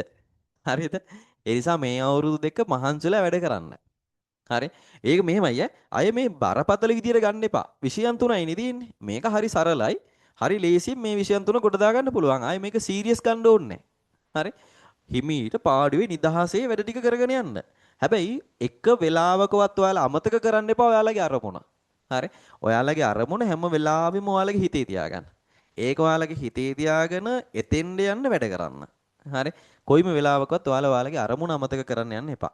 ඒක අමතක කරොත් එහෙම ඔයාලට හොයාගන්නත් බෑ ඔයාලා යන්නේ කොහෙටද කියන එක. ඒ නිසා හැම වෙලාවෙම ඔයාලා ඔයාලගේ අරමුණ හිතේ තියාගෙන එතෙන් යන්න වැඩ කරන්නකෝ. එතකොට ඔයාලව කැම්පස් එකට යන එක කාටවත් නතර කරන්න බෑ.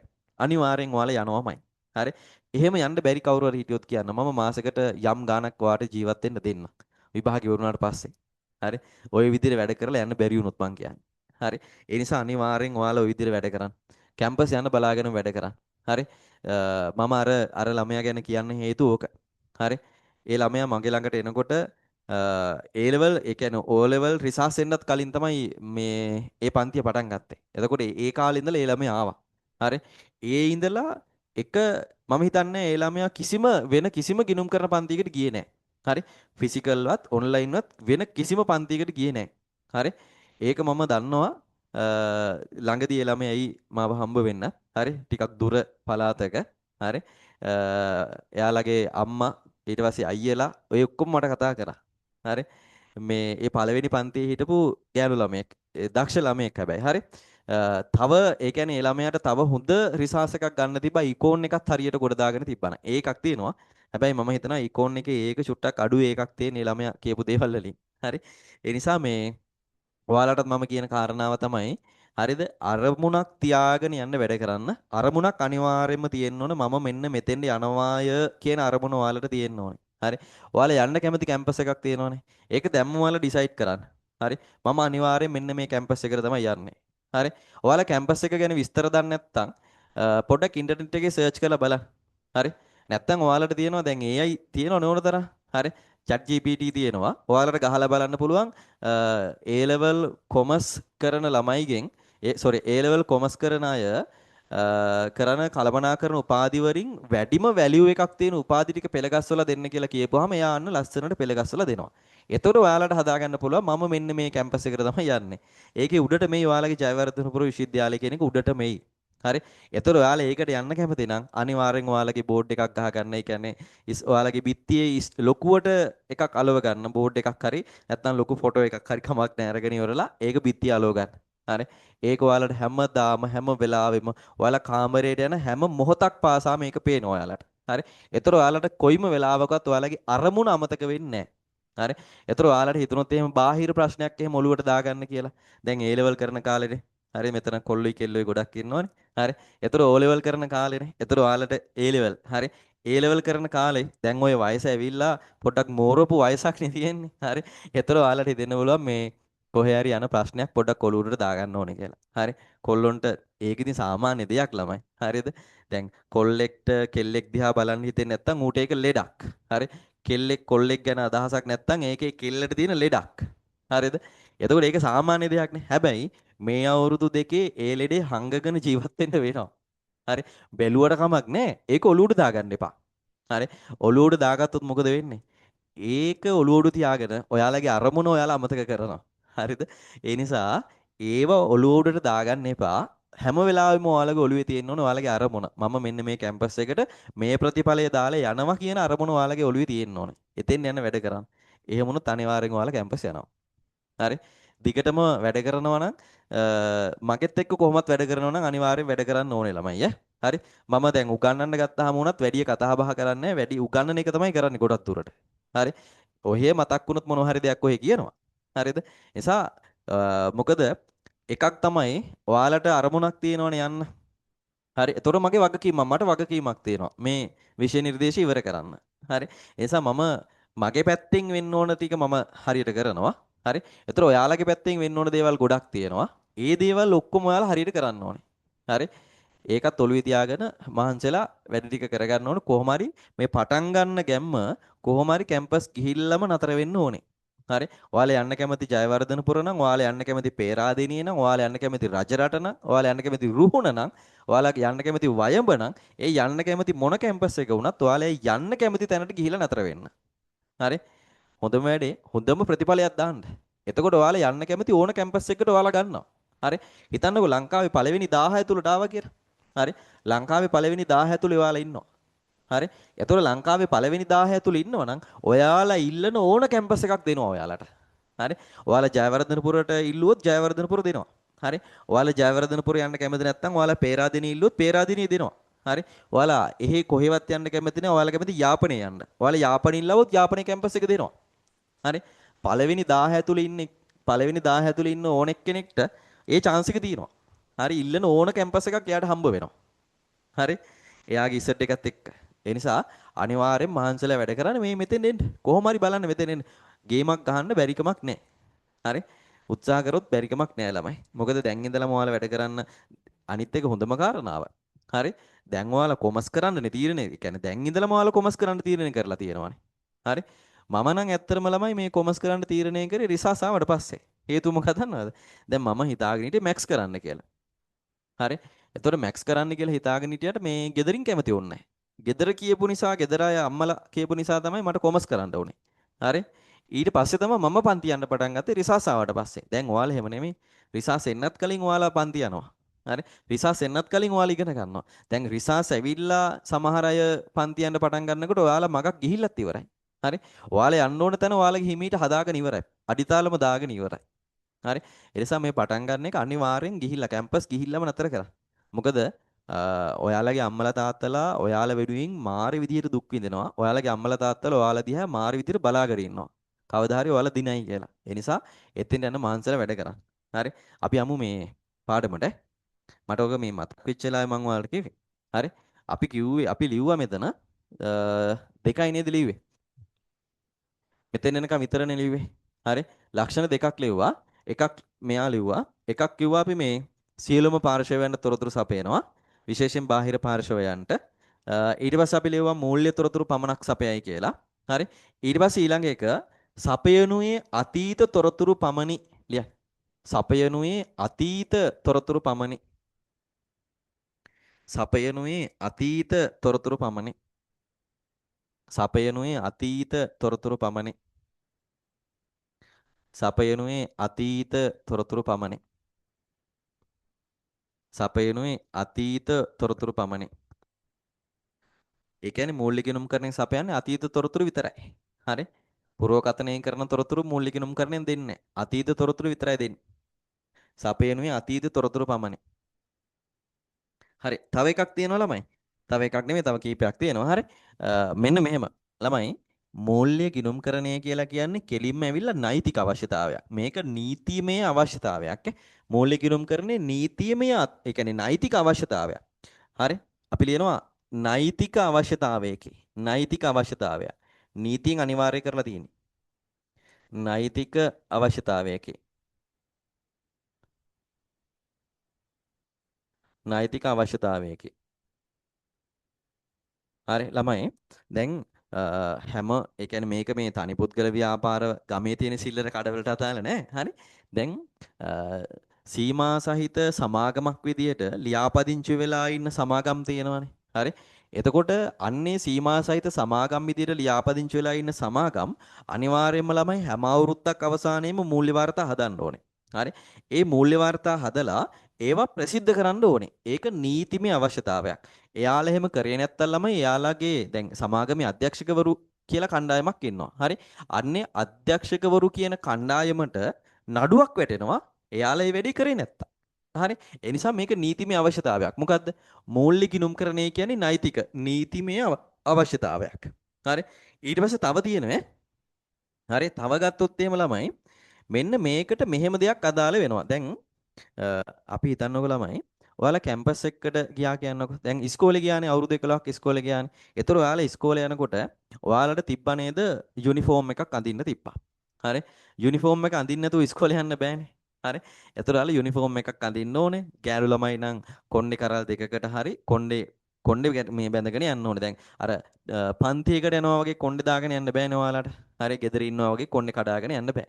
කොණ්ඩේ බැඳගෙන යන්න ඕනේ. කොල්ලෝ නම් කොණ්ඩේ හොඳට කොටට කබලා හරි කොණ්ඩේ ලස්සනට පීරගෙන එහෙම යන්න ඕනේ.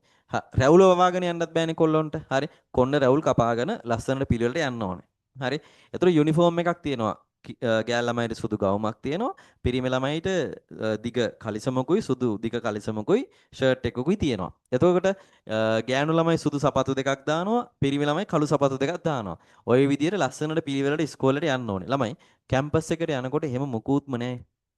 හරි කැම්පස් එකට ඔයාලා කැමති ඇඳුමක් අඳන් යන්න පුළුවන්. හරි දැන් ඒක ගැළපෙන එකක් වෙන්න ඕනේ ඈ. කැමති එකක් කියලා මේ අනම්මනම් ඇඳුම් ඇඳන් යන්න බෑ. ගැළපෙන කැමති ඇඳුමක් අඳන් යන්න පුළුවන්. කිසි ගැටලුවක් නැහැ. ඔයාලට හිතෙනවා නම් එහෙම කාට හරි හිතෙනවා නම් ගෑනු ළමෙක්ට මම අද සාරියක් අඳිනවා කියලා. කිසි ගැටලුවක් නැහැ. ඔයාලට සාරියක් ඇඳගෙනත් කැම්පස් එකට යන්න පුළුවන්. හරි කාට හරි ළමයෙක්ට පිරිමි ළමයෙක්ට හිතුනොත් එහෙම අද මම නිකන් වෙනසටත් එක්ක සරමක් ඇඳලා අද්දිග ෂර්ට් එකක් ඇඳන් යනවා කියලා. කිසි ගැටලුවක් නැහැ. අද්දිග ෂර්ට් එකක් ඇඳන් යන්න පුළුවන් සරමකුත් එක්ක. ගැටලුවක් නැහැ. ගලවගෙන වැටුනොත් ඒක වෙනම දෙයක්. හරි. හැබැයි ඇඳන් යන්න පුළුවන්. හරිද? එතකොට ළමයි දැන් සපත්තු දාන්න ඕනි කියලා එකක් එහෙම එකක් නැහැ. හරි. කැම්පස් එකේ ඔයාලා කැමති ඕනම එකක් දාන් ඉන්න පුළුවන්. කාට හරි හිතෙනවා නම් සපත්තු නැතුව යනවා කියලා කිසි ගැටලුවක් නැහැ. සපත්තු නැතුව වුණත් යන්න පුළුවන්. හරි. කාට හරි හිතුනොත් එහෙම බාට කෑලි දෙකක් දාන් යනවා කියලා. හිතුනොත් කාට හරි ළමයෙක්ට හිතනවා මම බාට දෙක කකුලට දාගෙන යන්නේ අද මම බාට දෙක අතේ අරන් යනවා කියලා. කිසි ගැටලුවක් නැහැ. කවුරුත් අහන්නේ ඇයි බාට දෙක අතේ අරන් යන්නේ කියලා. හරි ඇහුවොත් ඉතින් පොඩ්ඩක් බලයි යාන් අරුට පිසු පොඩ්ඩක් මේ මොංගල් ගතියක් තියෙනවා ඒ නිසා බාට දෙක අතේ අරන් යනවා කියලා චුට්ටක් බලයි හරි හැබැයි ප්‍රශ්න කරන්නේ නැහැ කවුරුත් උඹ බාට දෙක කකුලට දාගනින් එහෙම මුකුත් කියන්නේ නැහැ ඔයාලා කැමති විදිහට යන්න පුළුවන් කිසි ගැටලුවක් නැහැ හරි ළමයි මෙන්න මේකට ආපුවාම මේ මූල්‍ය ගිණුම් කරණයට ආපුවාම මේ මූල්‍ය ගිණුම් කරණෙත් අන්න එහෙම දේවල් කීපයක් තියෙනවා ඒ තමයි මෙහෙම දැන් මම ඔයාලට කිව්වා දැන් ඉස්කෝලේට යනකොට හරි අපිට අඳින්න ඕන විදිහක් තියෙනවා දාන්න ඕන සපත්තු තියෙනවා. හරි කොණ්ඩේ රැවුල් කපලා ගෑනු ළමයි නම් කොණ්ඩේ හොඳට බැඳගෙන එහෙම යන්න ඕනේනේ. අපි කියනවා අපිට තියෙනවානේ අනුගමනය කරන්න ඕන මූලධර්ම කීපයක් තියෙනවානේ ඉස්කෝලේකට යනකොට, පාසලට යනකොට. දැන් කැම්පස් එකකට යනකොට එහෙම මූලධර්ම මුකුත් නැහැනේ. හරි ළමයි මෙන්න මෙයාගේ මූල්‍ය ගිණුම් කරණය ගත්තාම මෙයාගෙත් එහෙම මූලධර්ම තියෙනවා. හරි මූල්‍ය ගිණුම් කරණයේදී අපි යන්නේ මූලධර්ම අනුගමනය කරන්න ඕනේ. හරි අපි කියනවා මූල්‍ය ගිණුම් කරණයේදී ළමයි ගිණුම් කරන ප්‍රමිත ගිණුම් කරන ප්‍රමිත ඊළඟට ගිණුම් කරන ප්‍රතිපත්ති හරි ගිණුම් කරන ප්‍රමිත ගිණුම් කරන ප්‍රතිපත්ති මෙන්න මේ කියන මූලධර්ම අපි අනුගමනය කරන්න ඕනේ ළමයි හරි මේවා අනිවාර්යයි මේවා අනුගමනය කරන්න වෙනවා මූල්‍ය ගිණුම් කරණයේදී හරි අපි ලියමු මූල්‍ය ගිණුම් කරණයේ තව එක ලක්ෂණයක් විදිහට එතකොට 5යි ලියන්න මෙහෙම ගිණුම් කරන ප්‍රමිත ප්‍රතිපත්ති වැනි ගිණුම් කරන ප්‍රමිත ප්‍රතිපත්ති වැනි ගිණුම් කරන ප්‍රමිත ප්‍රතිපත්ති වැනි ගිණුම් කරන ප්‍රමිත ප්‍රතිපත්ති වැනි මූලධර්ම අනුගමනය කළ යුතුය මූලධර්ම අදාළ වේ එහෙම ලියන්න ගිණුම් කරන ප්‍රමිත ප්‍රතිපත්ති වැනි මූලධර්ම අදාළ වේ ගිණුම් කරන ප්‍රමිත ප්‍රතිපත්ති වැනි මූලධර්ම අදාළ වේ ගිණුම් කරන ප්‍රමිත ප්‍රතිපත්ති වැනි මූලධර්ම අදාළ වේ මූලධර්ම අදාළ වේ ගිණුම් කරන ප්‍රමිත ප්‍රතිපත්ති වැනි මූලධර්ම අදාළ වේ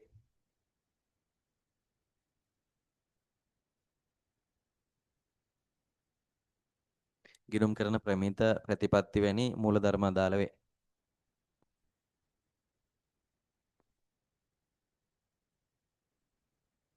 හරි අපි යනවා ඊළඟ තව එක ලක්ෂණයක් අපි ලියාගමු තව ලක්ෂණ තියෙනවා හරි අපි තව එකක් ගමු මෙයාට තව එකක් ගමු හරි තව එක ලක්ෂණයක් මෙන්න මෙහෙම ළමයි ගන්න පුළුවන් දැන් මූල්‍ය ගිණුම් කරණයෙන් තොරතුරු සපයනකොට මෙන්න මේ සියලුම පාර්ශවයන්ට තොරතුරු සපයවන්නේ නැත්නම් අපි කියනවා විශේෂයෙන් බාහිර පාර්ශවයන්ටනේ තොරතුරු සපයවි හරි ළමයි මූල්‍ය ගිණුම් කරණයෙන් තොරතුරු සපයනකොට අපි තොරතුරු සපයන්නේ අවුරුද්දකට එකපාරයි දෙන්නේ තොරතුරු අවුරුද්දකට එකපාරයි දෙන්නේ හරි ඒ කියන්නේ අපි කියනවා ඒකට කාලච්ඡේදයකට වරක් තමයි තොරතුරු දෙන්නේ. අවුරුද්දෙන් අවුරුද්දට තමයි අපි තොරතුරු දෙන්නේ මූලික ගිණුම් කරන්නේ.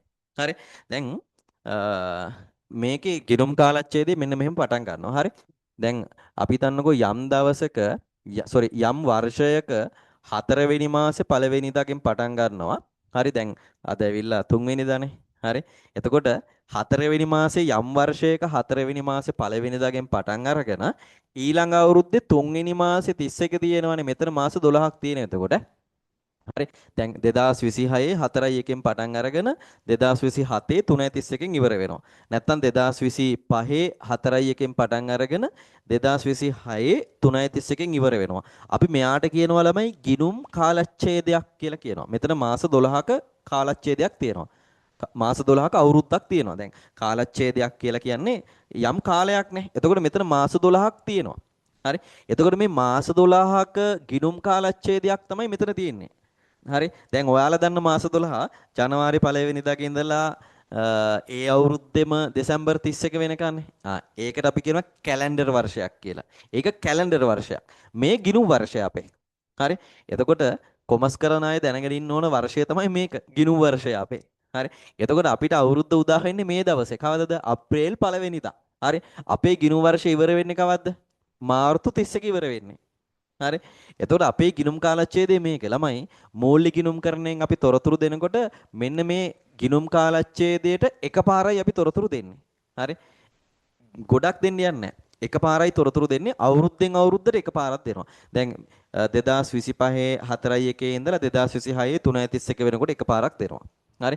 ඊට පස්සේ 2026 4:1 ඉඳලා 2027 3:31 වෙනකොට තව එකක් දෙනවා. අන්න අවුරුද්දෙන් අවුරුද්දට දෙන්නේ. කාලච්ඡේදයෙන් කාලච්ඡේදයට තමයි තොරතුරු දෙන්නේ. මෙයාගේ මූලික ගිණුම් කරන්නේ. හරි. ලියන්න තව ලක්ෂණයක්. කාලච්ඡේදයකට වරක් තොරතුරු සපයයි. කාලච්ඡේදයකට වරක් තොරතුරු සපයයි. කාලච්ඡේදයකට වරක් තොරතුරු සපයයි. කාලච්ඡේදයකට වරක් තොරතුරු සපයයි. කාලච්ඡේදයකට වරක් තොරතුරු සපයයි. අවුරුද්දකට එකපාරයි දෙන්නේ ඈ.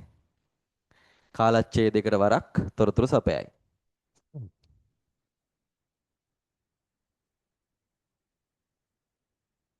කාලච්ඡේදයකට වරක් තොරතුරු සපයයි.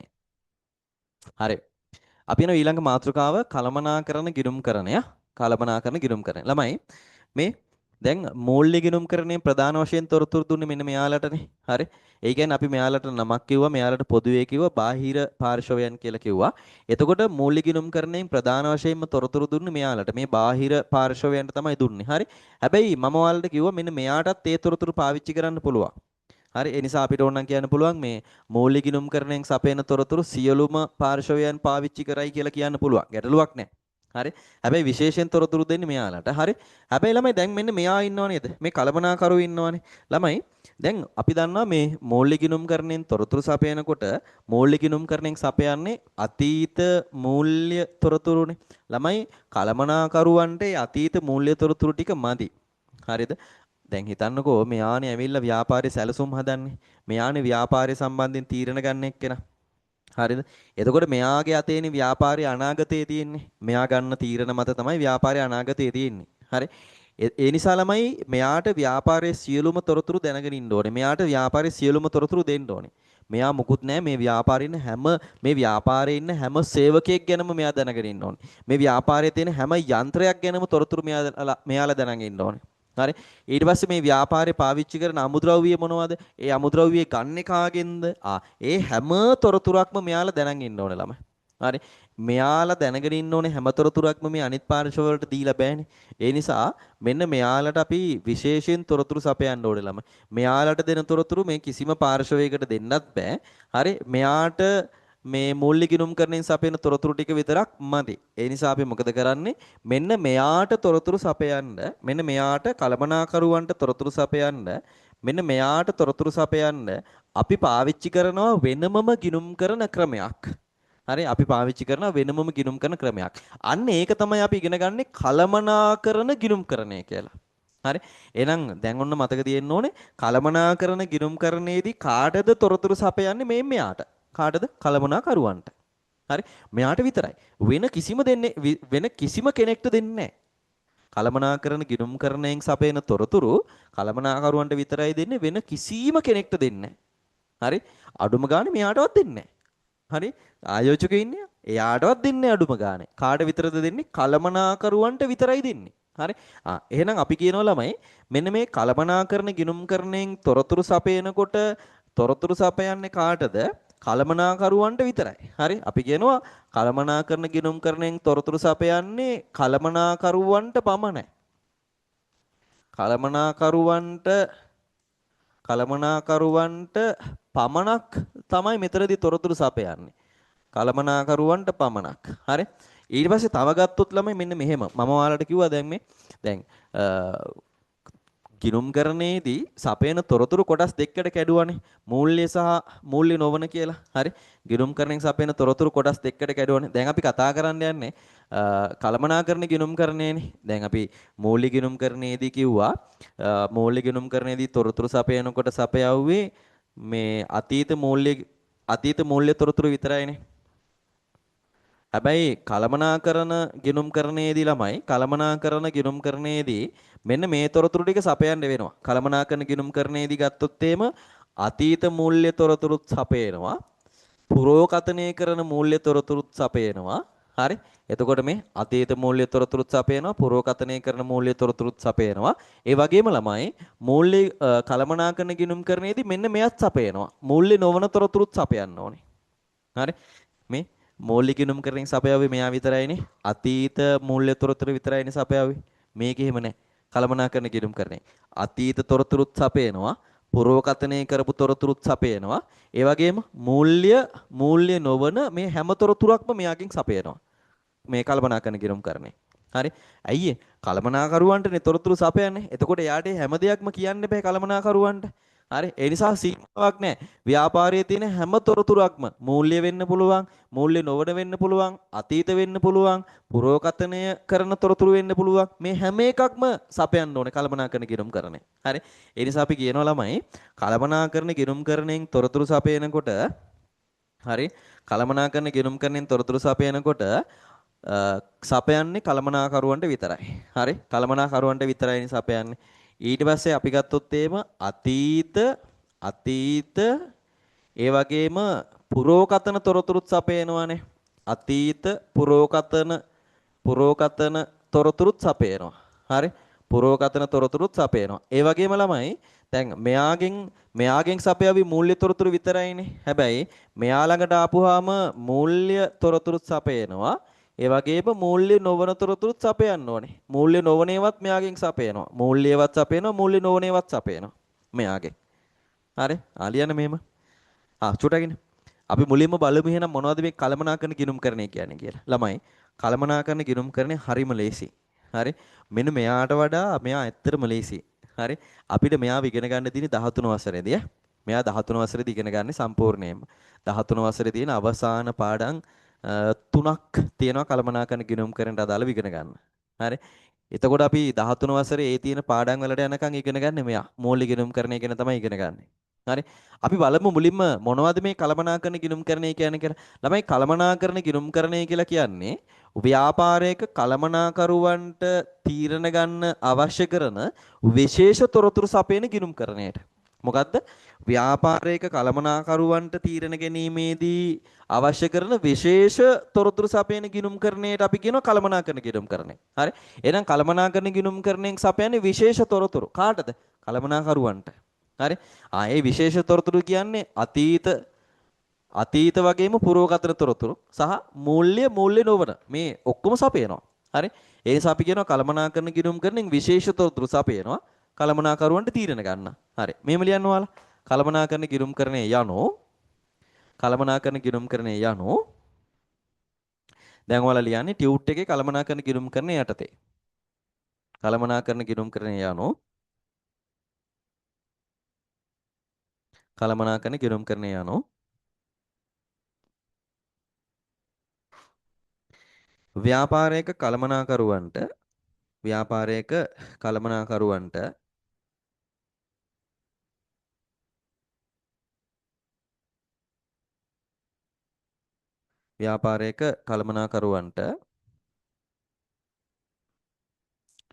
ව්‍යාපාරයක කළමනාකරුවන්ට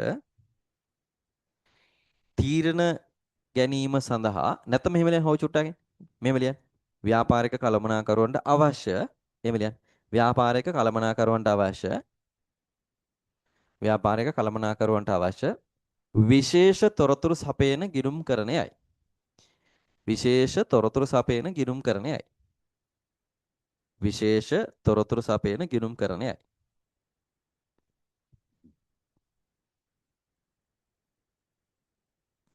විශේෂ තොරතුරු සපයන ගිණුම්කරණයයි. විශේෂ තොරතුරු සපයන ගිණුම්කරණයයි. හරි. ඊට පස්සේ අර විදිහටම ලියන්න මාතෘකාවක් විදිහට කළමනාකරන ගිණුම්කරණයේ ලක්ෂණ කියලා. කළමනාකරන ගිණුම්කරණයේ ලක්ෂණ කියලා ලියන්න. කළමනාකරන ගිණුම්කරණයේ ලක්ෂණ. කළමනාකරන ගිණුම්කරණයේ ලක්ෂණ. කළමනාකරන ගිණුම්කරණයේ ලක්ෂණ.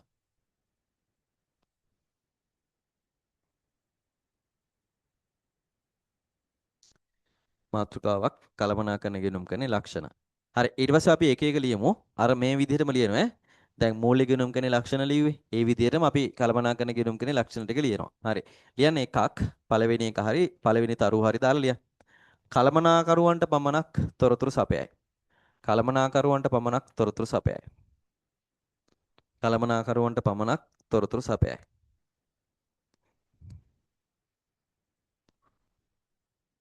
කළමනාකරුවන්ට පමණක් තොරතුරු සපයයි. කළමනාකරුවන්ට පමණක් තොරතුරු සපයයි.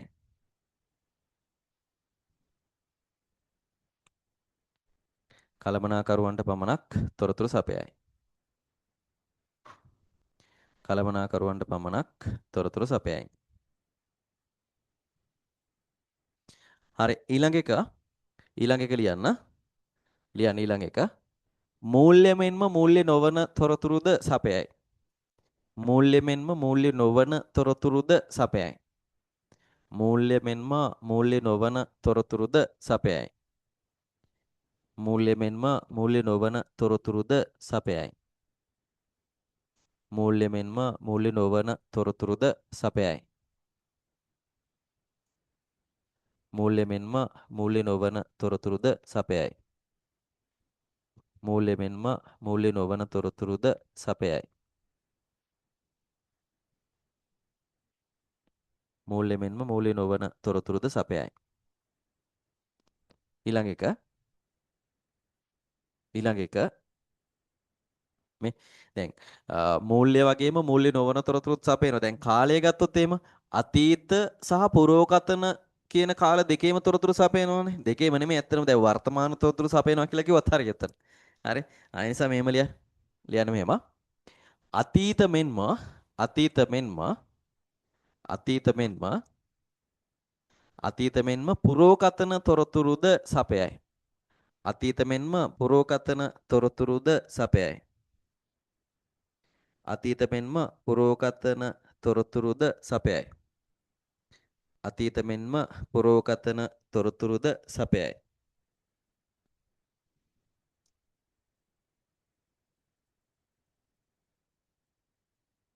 අතීත මෙන්ම පුරෝකතන තොරතුරුද සපයයි. හරි ඊළඟ එක මේ බලන්න. දැන් අපිට මෙතනින්ම මේ ලක්ෂණ ටික හදලා ගන්න පුළුවන්. හරි.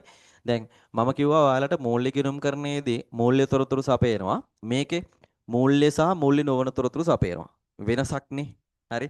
මේ දෙන්නගේ වෙනස්කම් ඊට පස්සේ වෙනස්කම් තියෙන තැන එහෙම ලියන්න යන්නේ නැහැ. තාම අපි මේ ලියන්නේ ලක්ෂණ මෙයාගේ. හරිද? ඊට පස්සේ මේ බලන්න. හරි. දැන් මෙතන අතීත තොරතුරු විතරක් සපයනවා කියවනේ. මෙතන එහෙම නෙමෙයි. අතීත සහ පුරෝකතන තොරතුරු සපයනවා.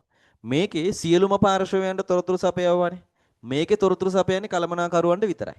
වෙන පාර්ශව වලට තොරතුරු දෙන්න යන්නේ නැහැ.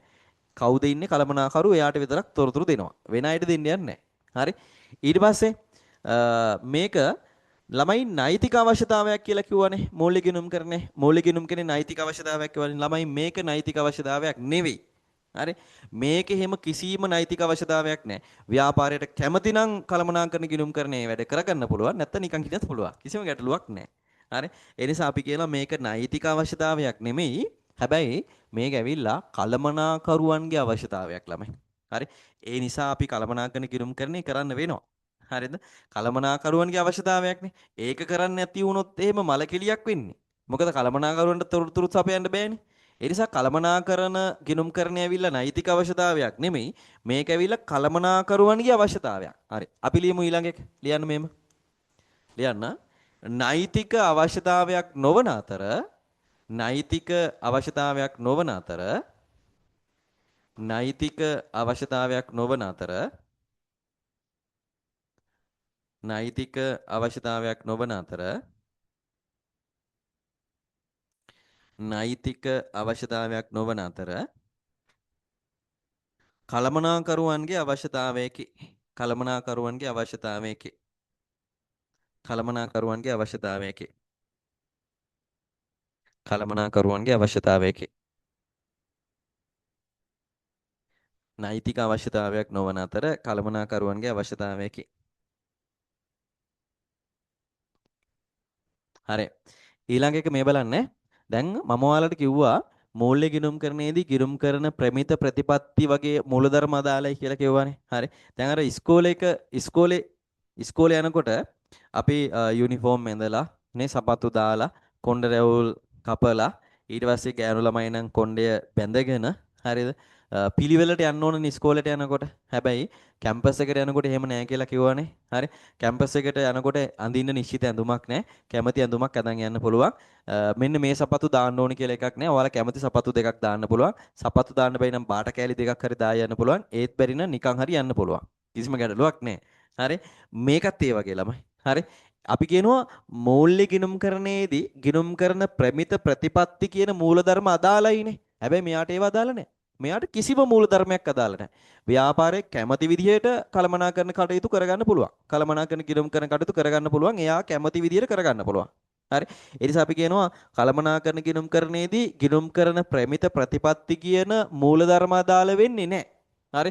ආලියන් ඊළඟ ලක්ෂණයේ විදිහට ඊළඟ ලක්ෂණය අපි මේ ලියන්නේ ලක්ෂණ පස්වෙනි එක නේද එතකොට? ඔව් පස්වෙනි එක විදිහට ලියන්න. කළමනාකරන ගිණුම් කරන යටතේ ලක්ෂණ පහ ලියන්න පස්වෙනි එක. හරි පස්වෙනි තරුව හරි දාලා ලියන්න. ලියන්න.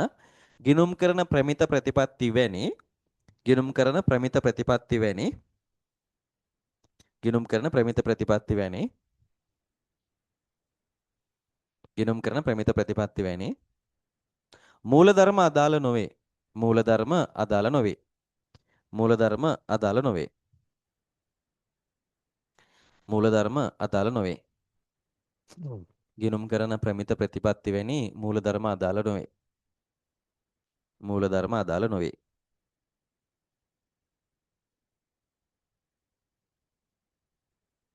මූලධර්ම අදාළ නොවේ.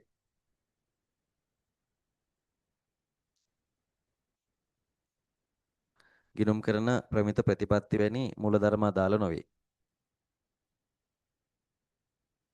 හරි. ඊළඟ එක තව එක ලක්ෂණයක් අපි ලියමු ඈ. හරි.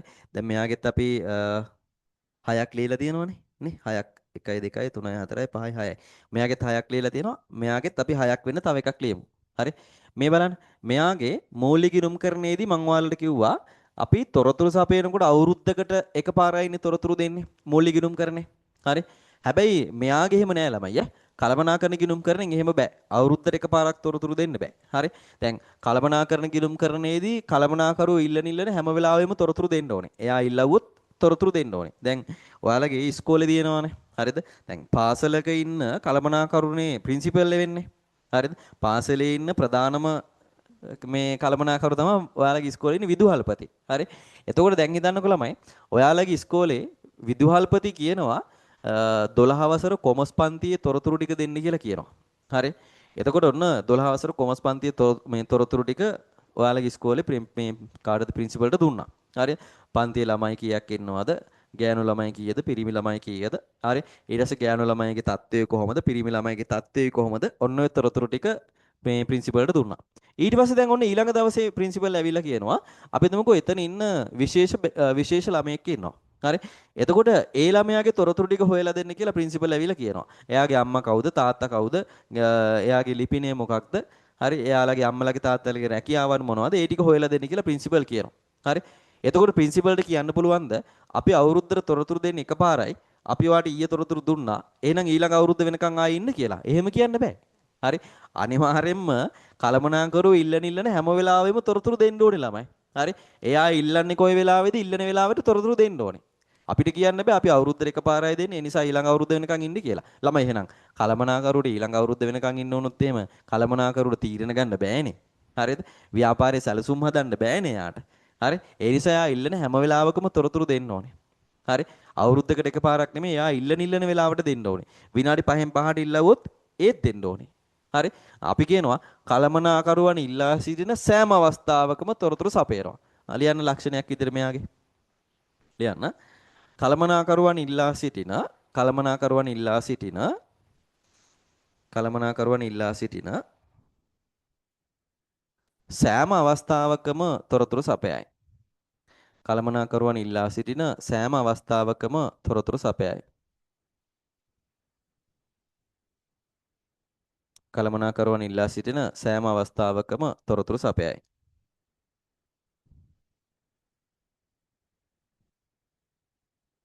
සෑම අවස්ථාවකම තොරතුරු සපයයි.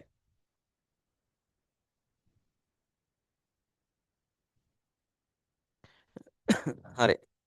පෙරලගන්න එහා පැත්තේ පිටුව අංකය 6.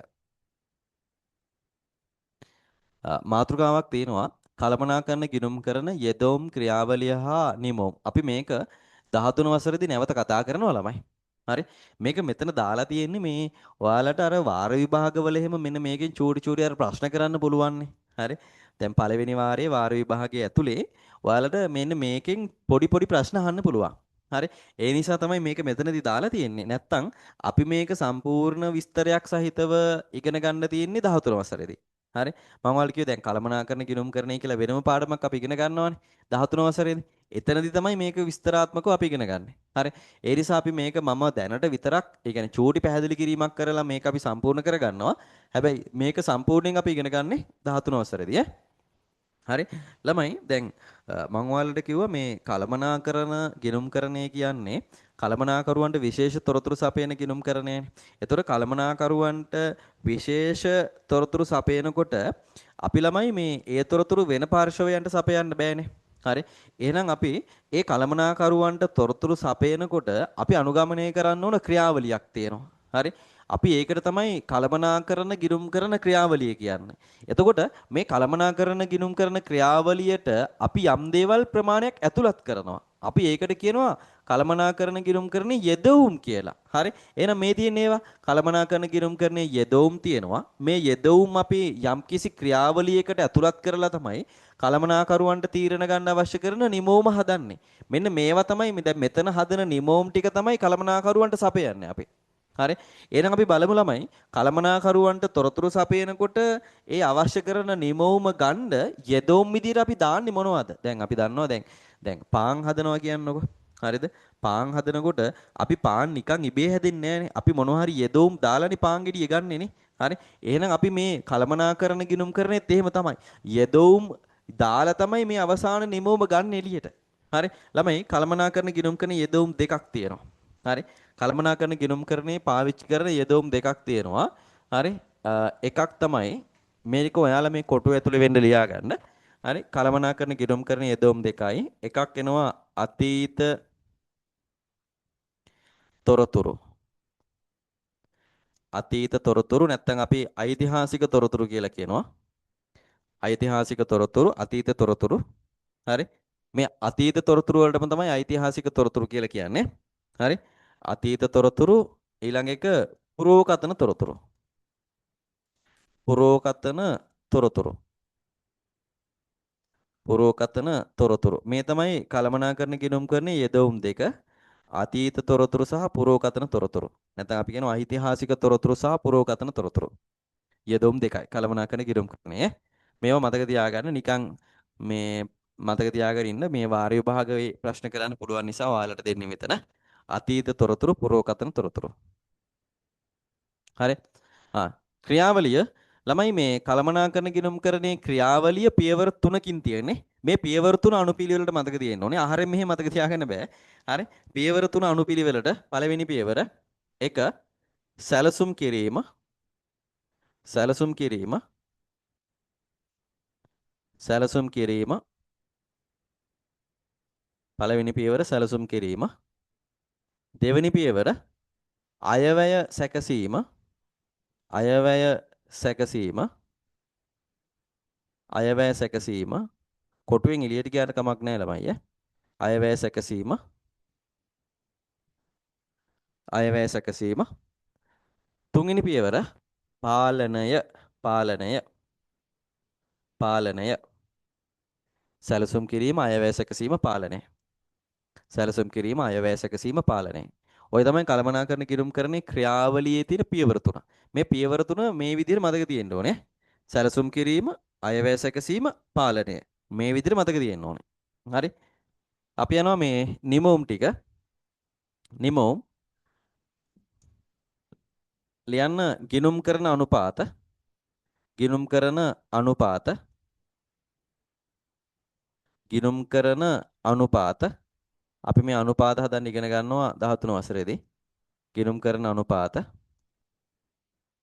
ගිනුම් කරන අනුපාත ගිනුම් කරන අනුපාත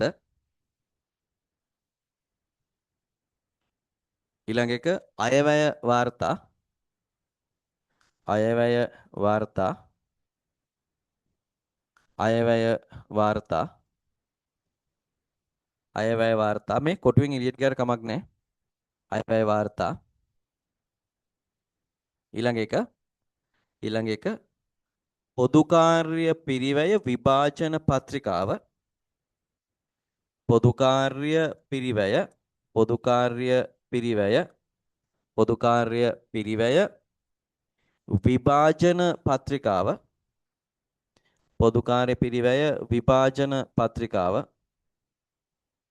විභාජන පත්‍රිකාව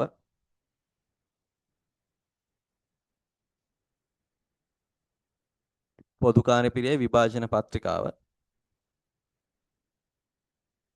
පොදු කාර්ය පිරිවැය විභාජන පත්‍රිකාව ඊළඟ එක ඊළඟ එක ආන්තික පිරිවැය කරන වාර්තා ආන්තික ආන්තික ආන්තික පිරිවැය කරන වාර්තා පිරිවැය කරන වාර්තා ආන්තික පිරිවැය කරන වාර්තා ආන්තික පිරිවැය කරන වාර්තා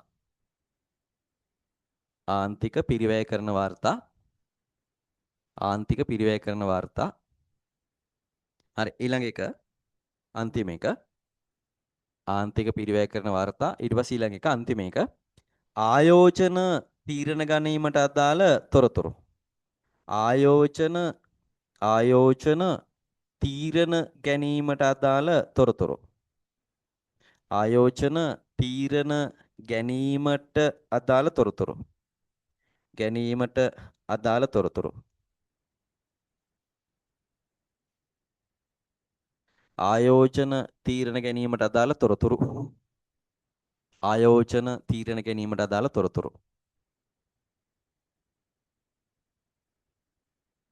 හරිනේ හරි ලියා ගන්න බැරි වුණා කවුරු හරි ඉන්නවනම් කියන්න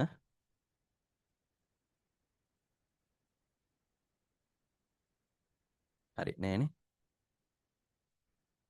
හරි එහෙනම් දැන් ඔන්න මම ඔයාලට මේ චූටි වැඩක් දෙනවා හරි ගන්න ඊළඟ මාතෘකාව දැන් ඔයාලා මේක තනියම කරන්න ඕනේ මේ වැඩේ ඈ මේ මාතෘකාව ගන්න මූල්‍ය ගිණුම්කරණය සහ කළමනාකරණ ගිණුම්කරණය අතර වෙනස්කම් සමහර අය සම්බන්ධ වුණේ මේ අ, මගදී එතකොට ඒ මගදී ආපු අය ළඟ සමහර විට අර තොරතුරු නැති නිසා මේක ලියා ගන්න බැරි වෙන්න පුළුවන්. හරි මම චූටි වෙලාවක් දීලා මේක ලියන විදිහ කියලා දෙනවා. හරි චූටි වෙලාවක් දෙනවා. පන්තියේ මුලින් ඉඳලා හිටපු අයට මේක සම්පූර්ණ කරන්න පුළුවන්. ඒ නිසා චූටි වෙලාවක් දෙනවා මම ඔයාලට. මුලින්ම ඔයාලා මෙහෙම කරන්න. මෙතන මැදින් හරි මැදින් මෙහෙම ඉරක් අහගන්න පාලලට. හරි මැදින් ඉරක් අහගන්න.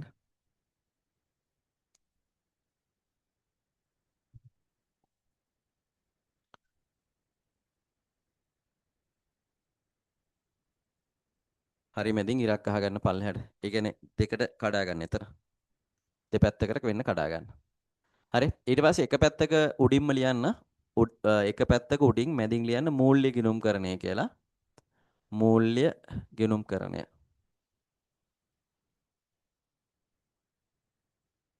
මූල්‍ය ගිණුම්කරණය. අනිත් පැත්තෙන් ලියන්න කළමනාකරණ ගිණුම්කරණය කියලා අනිත් පැත්තේ උඩින් කළමනාකරණ ගිණුම්කරණය.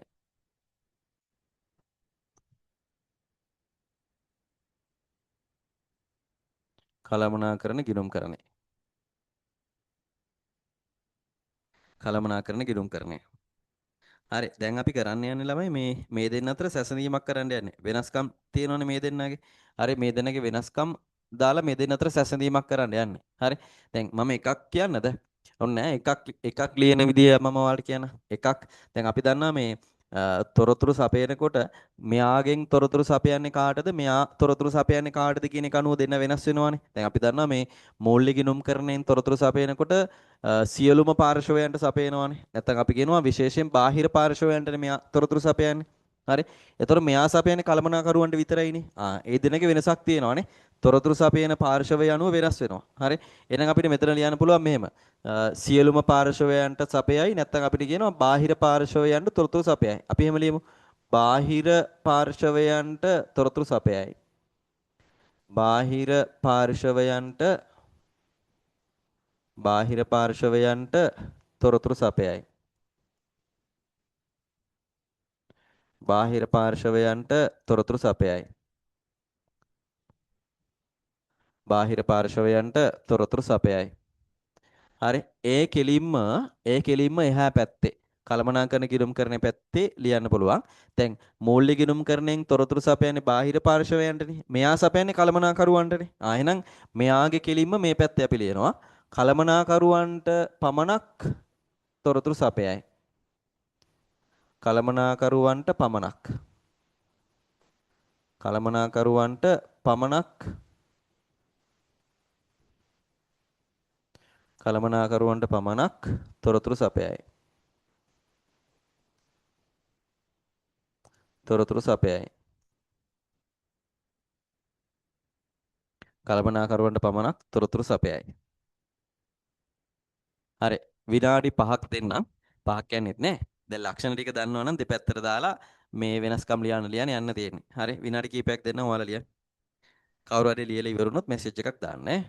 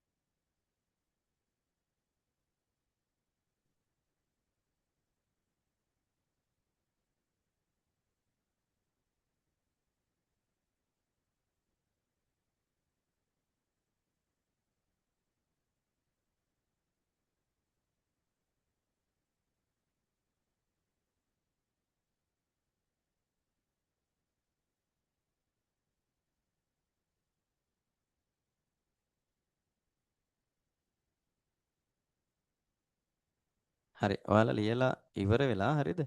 ඊට පස්සේ මට පොඩි මැසේජ් එකක් දාන්න ඔයාලගේ දිස්ත්‍රික්කය මොකක්ද කියලා. කොහේ කොහේ ඇයිද කියලා බලාගන්න චුට්ටක්. ලියන ගමන් හරි කමක් නැහැ. ලියලා ඉවර වෙලා හරි කමක් නැහැ.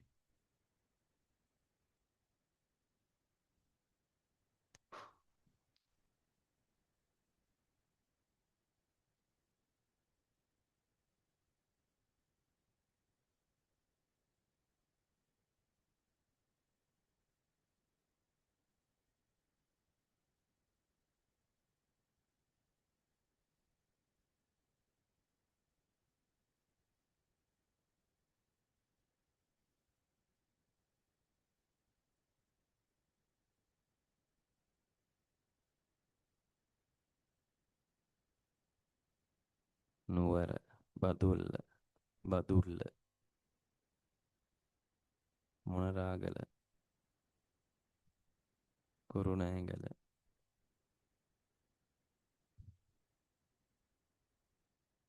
මාමාතලේ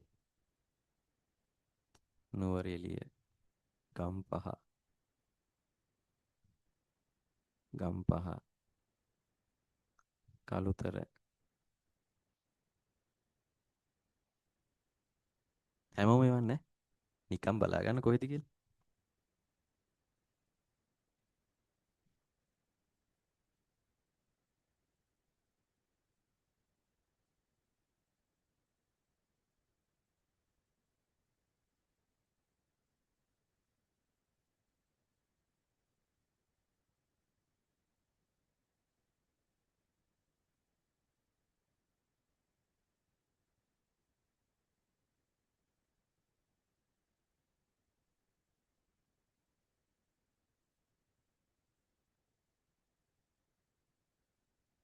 කුරුණෑගල අනුරාධපුරේ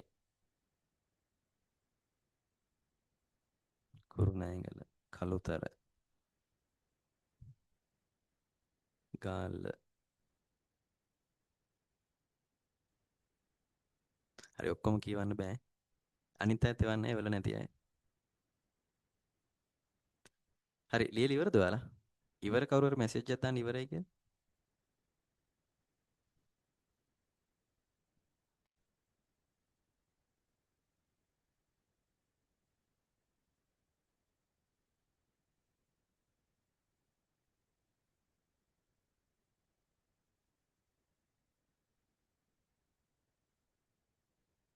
හරි.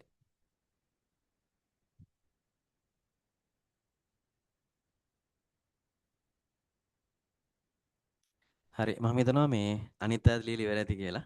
හරි. අ, අපි ඉක්මනට ලියමු ඈ. තව විනාඩි කිහිපයක් නේ තියෙන්නේ 9 වෙන්න. හරි. ඒ නිසා අපි ඉක්මනට ලියමු. අ, අපි දෙවනි වෙනස විදියට මෙහෙම ලියන්න පුළුවන්. හරි. ඔයාලා ලියලා තියෙන අය මම හිතනවා ලියලා තියෙන අය වැරදි නෑ. හරිද? මොකද දන්නවද? අපි ලක්ෂණ ටික කතා කරානේ. ඒතර ඒ ලක්ෂණ ටික දෙපැත්තට දාගෙන යන්න තියෙන්නේ. නේ? ඒ ලක්ෂණ වලම තමයි වෙනස්කම් ටික තියෙන්නේ. හරි? අපි බලමු මූලික ගිණුම්කරණය. බාහිර පාර්ශවයන්ට පමණක් තොරතුරු සපයනවා. කළමනාකරුවන්ට පමණක් තොරතුරු සපයනවා. එක වෙනසක්. හරි? ඊට පස්සේ අපිට මේ පැත්තේ ලියන්න පුළුවන් මූලික ගිණුම්කරණය පැත්තේ ලියන්න පුළුවන් මූල්‍ය තොරතුරු පමණක් සපයයි කියලා. මූල්‍ය තොරතුරු පමණක් සපයයි. මූල්‍ය තොරතුරු පමණක් සපයයි. මූල්‍ය තොරතුරු පමණක් සපයයි කියලා ලියන්න. මූල්‍ය තොරතුරු පමණක් සපයයි. මේ පැත්තේ ලියනවා කළමනාකරණ ගිණුම් කරන පැත්තේ ලියනවා මූල්‍ය මෙන්ම මූල්‍ය මෙන්ම මූල්‍ය මෙන්ම මූල්‍ය නොවන තොරතුරුද සපයයි. මූල්‍ය මෙන්ම මූල්‍ය නොවන තොරතුරුද සපයයි. මූල්‍ය මෙන්ම මූල්‍ය නොවන තොරතුරුද සපයයි. මෙයා සපයන්නේ මූල්‍ය තොරතුරු විතරයි. මෙයා මූල්‍ය සහ මූල්‍ය නොවන සියලුම තොරතුරු සපයනවානේ. නිසා අපි කියනවා මූල්‍ය මෙන්ම මූල්‍ය නොවන තොරතුරුද සපයයි. ඊට පස්සේ අපිට මෙයාගේ පැත්තේ ලියන්න පුළුවන්. මූල්‍ය ගිණුම් කරන පැත්තේ ලියන්න පුළුවන් ළමයි. අතීත තොරතුරු පමණක් සපයයි. අතීත තොරතුරු පමණක් සපයයි. අතීත තොරතුරු පමණක් සපයයි.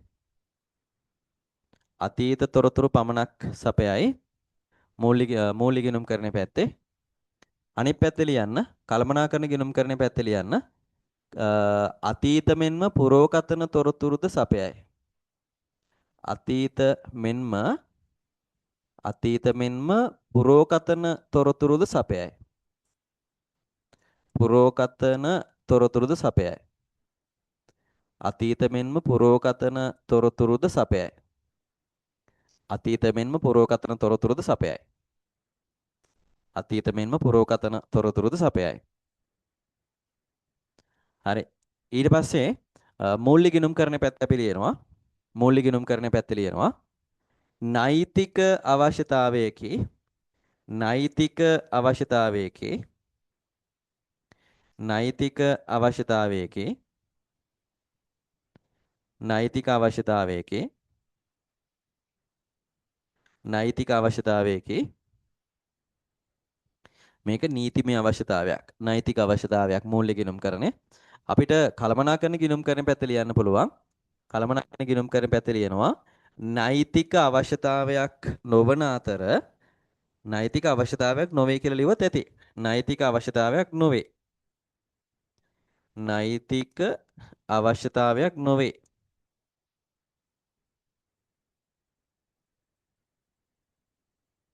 මේක ඇවිල්ලා ළමයි නෛතික අවශ්‍යතාවයක් නෙමෙයිනේ කළමනාකරුවන්ගේ අවශ්‍යතාවයක්නේ කළමනාකරන ගිණුම් කරන්නේ.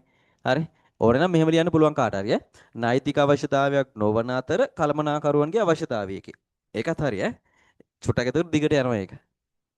නෛතික අවශ්‍යතාවයක් නොවේ. තව ලියන්න පුළුවන් මෙහෙම. මූල්‍ය ගිණුම් කරණයට ළමයි ගිණුම් කරන ප්‍රමිත ප්‍රතිපත්ති කියන මූලධර්ම අදාළයිනේ. මෙයාට අදාළ නැහැ. ඒ නිසා අපි මේ පැත්තේ ලියනවා ගිණුම් කරන ප්‍රමිත ප්‍රතිපත්ති වැනි මූලධර්ම අදාළ වේ. ගිණුම් කරන ප්‍රමිත ප්‍රතිපත්ති වැනි මූලධර්ම අදාළ වේ. ගිණුම් කරන ප්‍රමිත ප්‍රතිපත්ති වැනි මූලධර්ම අදාළ වේ. ගිණුම් කරන ප්‍රමිත ප්‍රතිපත්ති වැනි මූලධර්ම අදාළ වේ. ගිණුම් කරන ප්‍රමිත ප්‍රතිපත්ති වැනි මූලධර්ම අදාළ වේ. මූලධර්ම අදාළයි. මෙයාට අදාළයි. මෙයාට අදාළ නැහැනේ. හරි. ආය නිසා අපි මෙයාගේ පැත්ත ලියනවා. එවැනි මූලධර්ම අදාළ නොවේ. එවැනි මූලධර්ම අදාළ නොවේ. එවැනි මූලධර්ම අදාළ නොවේ. කවුරු හරි ලියලා තියෙනවා නම් ගිණුම් කරන ප්‍රමිත ප්‍රතිපත්ති වෙනි මූලධර්ම අදාළ නොවේ කියලා එයා හරි ඉතින් ඈ. මූලධර්ම අදාළ නොවේ. මූලධර්ම අදාළ නොවේ. අදාළ නොවේ. ගිණුම් කරන ප්‍රමිත ප්‍රතිපත්ති වෙනි මූලධර්ම මෙයාට අදාළයි මෙයාට අදාළ නැත. ඊට පස්සේ තව එකක් අපිට ලියන්න පුළුවන් ඈ. තව එකක් නෙමෙයි තව තියෙනවා. හරි. දැන් අපිට 12 වසරේදී මේ ටික ඇති. 13 වසරේදී අපි ඊටු ටික ඉගෙන ගන්නවා. හරි. අපිට තව එකක් ලියන්න පුළුවන්. මෙතන ලියන්න කාලච්ඡේදයකට වරක් තොරතුරු සපයයි. කාලච්ඡේදයකට වරක් තොරතුරු සපයයි.